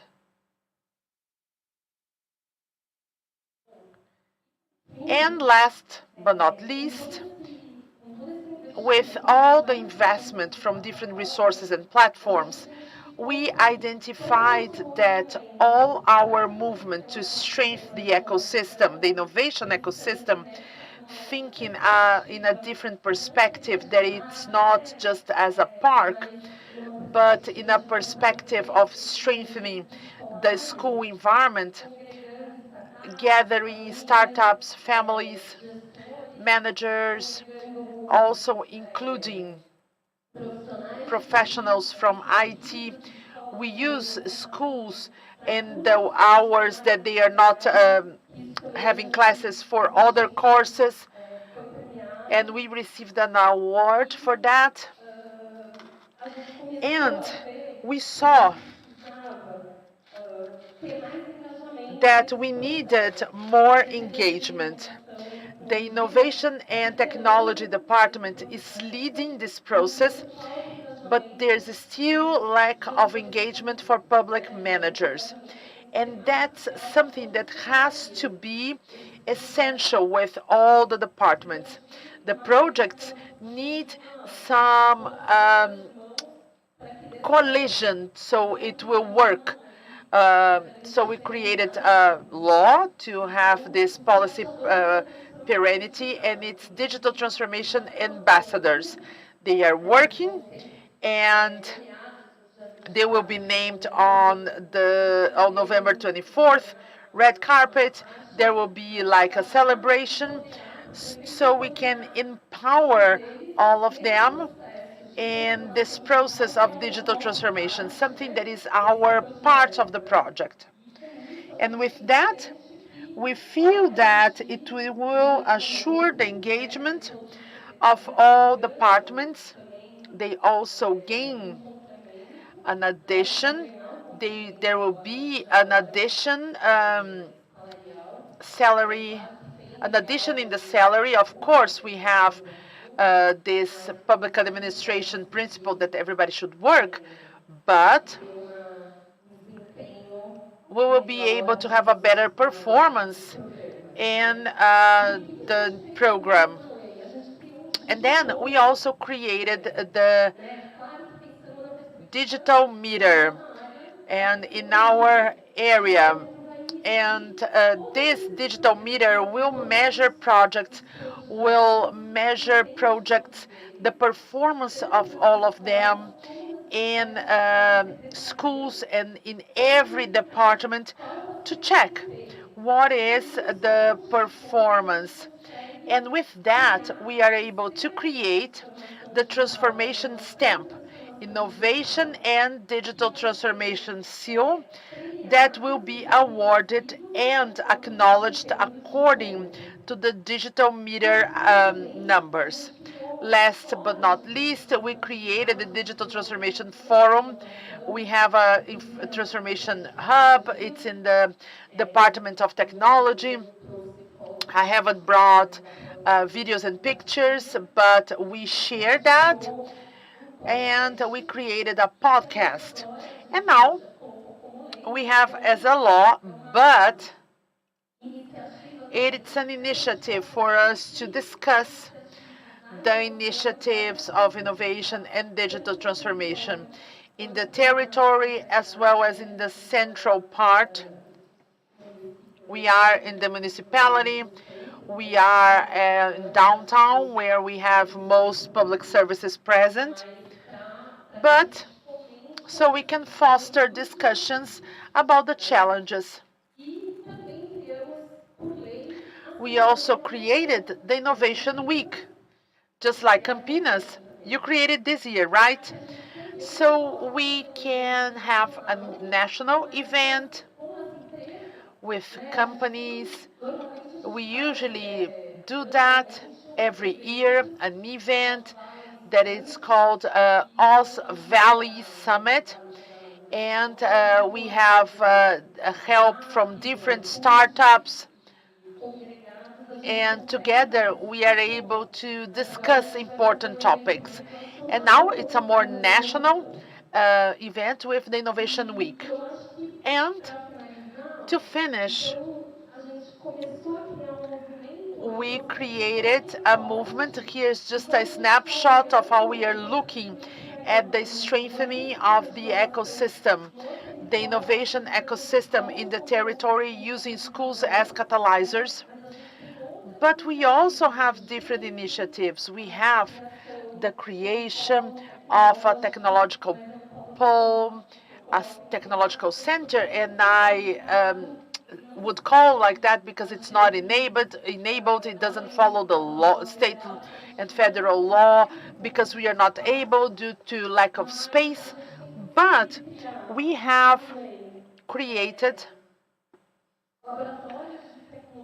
technology labs that, together with the ecosystem that we have strength in the territory, we are able to offer the tools to solve urban problems in order to have professionals. And those things are bringing positive results in relation to the deficit. That is one of the major challenges that were indicated by the Smart Cities projects. We have overcame the qualification of IT professionals. And with that, we have, with all these actions together in the territory, we have poles, centers of knowledge, districts of innovation, districts of knowledge in the municipality of Osasco. So soon we will be able to measure and show and present the results. So thank you very much.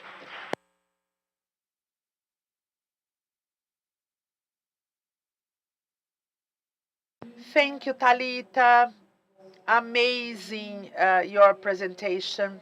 It's pretty interesting to observe that in the composition and based on the speech of my colleagues, at least for me, those were conversations that added one another. So Talita just showed all the efforts from the Osasco City Hall and fostering innovation, ecosystem, and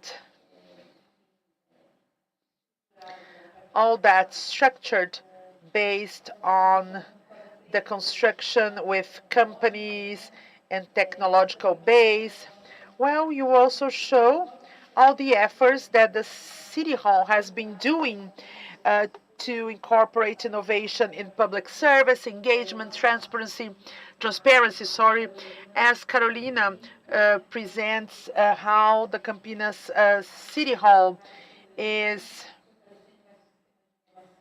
for strengthening the innovation ecosystem with public universities, and also PUC, and how public power is an agent that fosters based on urban incentives, projects that aim at integrating more and more the society in those public spaces. And policy brings this beautiful point of view and how the sub-department has supported and strengthened urban planning in municipalities based on 3 major strategies that you've presented. And I really enjoyed the initial problem presentation you showed, showing some challenges and everything. I have many questions, and I know that we have a YouTube audience, but as we have only a short period of time, I'm not going to read the questions from YouTube because it's a hybrid event. People send questions, but we will be able to submit to our event email, and we can send to our colleagues and they will answer you.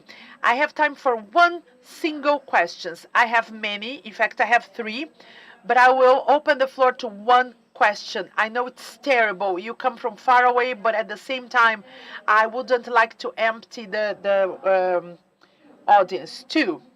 One is too much. 2 questions in a very brief way, okay? So please. I have 3 questions, but I think I can ask them during lunch, because I wanted to talk a little bit about environmental justice as well. But later we can talk. Thank you, Milena. Thank you to all the speakers. Very interesting presentations. I learned a lot. I would like to congratulate Talita more specifically. I wasn't aware of the Osasco example, and I'm a CEUCI researcher as well, and that is very much in line with what we envision in terms of participation from society and the partnerships you established. I loved the example that you gave on schools and how you're using the school environment. And a question that I often ask in my research is how we can connect the technology and innovation environment with social and environmental justice. So I would like to ask that same question to the other 2 speakers who talked a lot about technology, innovation, and the territory, but I was missing this, the inclusion of the broader population, especially vulnerable population. So what's being done in the city of Campinas and in the state of São Paulo? Because, again, we are suffering with fire forests and floods. So I would like to hear your take on that.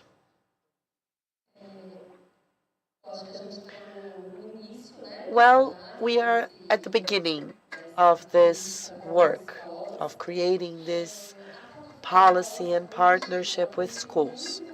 Our Osmundi platform has been very important, both for children as well as for the surrounding population to get to know each other. We had several platforms before available in our city with no integration. But recently, I think 2 months ago, we launched this new single platform, and we are working together with all city departments so we can add more layers, more integration, and open its use to the general population. That will happen in July. But schools can use it already. So we are using the platform to get to know each other. That's what we are currently doing. The teachers are working, the students. Of course, we are focusing on early education and the initial years of elementary school. We have a partnership with the state of São Paulo. And just as a side comment, I also coordinate the government plan for one of the candidates to the office of mayor in Osasco. And I see from all candidates that they focus on school services allowed for the whole day and including more services in this platform. So this is already a reality on the feedback that we receive from the population, and it will be very important to strengthen the work we are doing in schools. Because even with our notebooks, for example, now, when students get to the 5th grade, we need to get the notebooks back. And that is a challenge, because it's almost like the policy ends. And legally, we cannot allow them to keep the notebook because they were bought with resources from the federal government and the use should be only for education. But there's another work of doing digital inclusion and school development that could be done with that. But when they reach 5th grade, that all is interrupted. But I think we have good perspectives for the future with these other possibilities, and I think it will be a very important step for us.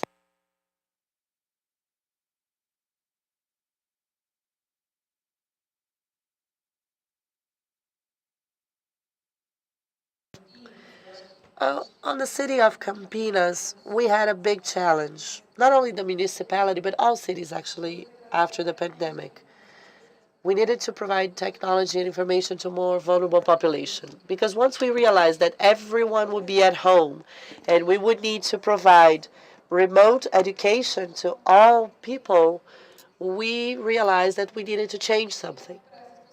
So we could provide technology to these people. And this is the effort that Osasco is making, or the efforts that we are making here in Campinas with telehealth.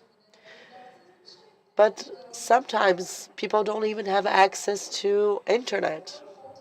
So one thing is to have connectivity in schools, but inside the neighborhoods, the infrastructure is not there. Of course, we need to bring 5G antennas, telephone services, and technology to them. And one of the challenges in digitizing the processes is that every person working for the department need to have their own tablet. So it's a change of behavior. Sometimes people are a little bit older. They don't want to learn how to use the tablet. We need to train them. So it is a challenge for us as public administrators to share access to information in a way that reaches all citizens. And regarding social housing, not only with a focus not only on technology here, but thinking about homeless people, which is a reality in the city center. When it comes to housing, we have a partnership with the state government building social houses as to deal with the housing deficit. We had 40,000 people in the system, but now we had 3,000. Because again, if I'm regularizing the situation of a house that has proper living conditions, and I'm transferring the property of that house to that citizen, because that is a possibility today. In the past, you needed to first write a law to have that area being donated to the city. We need to register that in the notary. It was a nightmare. So now the federal law really makes this process of granting the concession of these illegal houses much easier. So once they get the ownership of their house, they need to be removed from that list or that register of people who are eligible for social housing.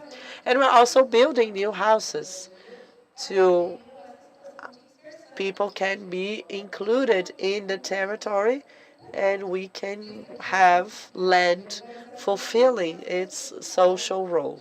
And that, of course, includes regularizing the situation of existing homes and the construction of new ones. And going back to the homeless situation, I don't know if you follow this. Our mayor was very bold, and he faced people from Revolta, people who come to the city of Campinas. Many municipalities provide the homeless population in the city with bus tickets so they can come to the city and stay in the city center of Campinas. In this research that we did, we identified people in high vulnerability situations. Some of them did not want to leave. They didn't want to be included in the work being provided by the Social Security Department. And the city wanted to give them a more better living situation. We created a law for food not to be served on the streets. We wanted to bring them to a facility. And then Human Resources filed a suit against the mayor, saying that we were interfering with the right of people to donate food to homeless people. And we were, there was a lawsuit that was filed against us because we wanted to bring these people an area for them to take a shower, to eat their meals, and so we could concentrate the donations in those regions. And again, you cannot simply donate anything to anyone on the streets, but we needed to take a step back because of ruling coming from the judge. So it's not easy to address this situation because we have a high number of drug addicts that do not want to be included back in society. So people who they come to this center, and then after 1 or 2 weeks, we invite them to go back to their city because they have family there, and they're followed with a social worker, and we are working strongly in that area to reverse the degradation of the city center. In the state and in the State Department of Urban Development, we have two objective lines: what we deliver and what we plan for the 645 municipalities, so we can illustrate what is actually being given and what is being planned in this partnership that exists between the state and the municipalities. We have around 105,000 houses being built. They are part of a program called Casa Paulista CCA, which is a credit that's granted. And there's another credit program that's also granted. One of them captures the efforts from the production sector when they look for resources from the Social Security Fund for workers, and we subsidize the remaining amount to reach families at the lowest income level. The city of Campinas uses this model more than any other city. It is a very attractive city for building social housing, And when you add our state program to the federal program, we make the base of the pyramid larger. Because when you don't get resources from the federal level, you don't reach that population that receives between 0 to 3 minimum wages. When you go to the second level, these families are now included. Families that receive more than 3 minimum wages. So we're talking about a family that has an income of 4.5 thousand reals a month, reaching families that can that make 2.5 thousand reals a month. So we can use the funds from the Social Security and offer better conditions for workers in the state of São Paulo. And then there's a second program. They will pay 60 installments of 80 to 100 reals. So it's a completely different program from that initial credit program for people who have some income. So right now we have around 100,000 housing units being built for those two programs. And Carol mentioned one important thing as well. We have accelerated the process of legalizing or regularizing these houses that are built in illegal occupation. Because when you do that, you touch and you change the rent issue. And the second thing is when you can insure the property and you can qualify it. And for that, you use two programs. First, you use a program that started last year. We have done with around 110,000 and 78,000 have already been delivered. Usually we do 15, 18,000. We were able to quadruple that amount. It's not because one program is better than the other. It's because there's a learning curve. There's a legal learning curve. There's a social learning curve. There's an architectural learning curve, because immediately after that, you need to bring improvements.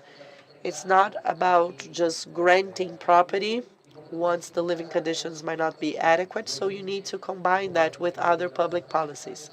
So we have a program that does exactly that.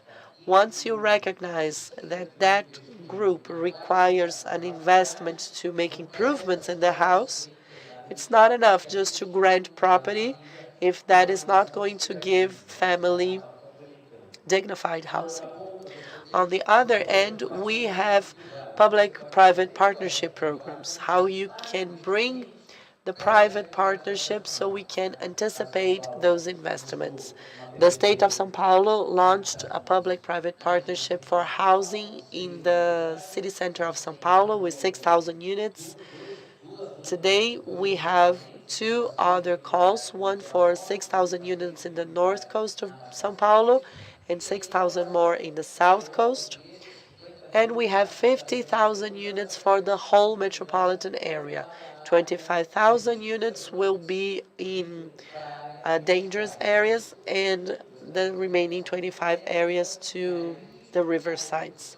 So we're combining these different regions because people who are living in areas that are environmentally protected or are vulnerable are the population at the lowest income level. So when you design a housing policy for those territories, that is the population that you will be affecting. And you have to think about the plan for the intervention. Today, we were able to deliver. We went to Cenápolis and Analândia, and their plans were reviewed, their master plans. For the first time, they used two essential elements to their city master plans as a premise. So we don't need to have all the instruments for urban development in the master plan, but we need the ones that the city is lacking. First, the basic coefficient is equal to 1, and then the social function of housing, so the population at the lowest income is not removed. So when we work with the municipalities, we can use the premises that will establish a new relationship between the lowest income population with the city. In many ways, we remove people from regions with more infrastructure because of the way the legislation is structured that defines the use and occupation of soil. Many times, those are the rules that limit access of the lowest income population to those regions. So now, with this process of reviewing the city master plans, we are doing exactly that.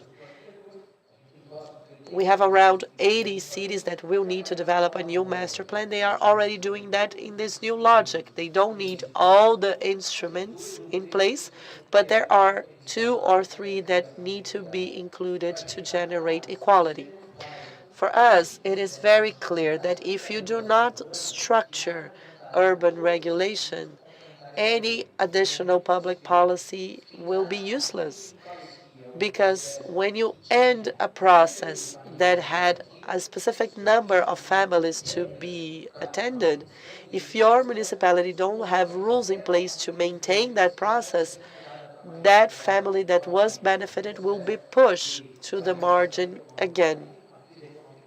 Any economic crisis, any recession in the country will push them away once again. And we complement these 2 projects with a new institutional framework, especially in the metropolitan areas, for strategic metropolitan projects.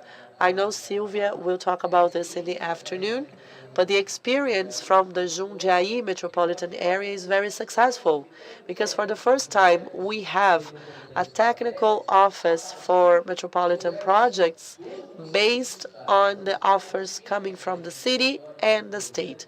So the state doesn't impose projects to the metropolitan regions anymore. In Jundiaí, what they did was to have the decisions concentrated in the 7 municipalities in order to determine the decisions that would be used for the projects.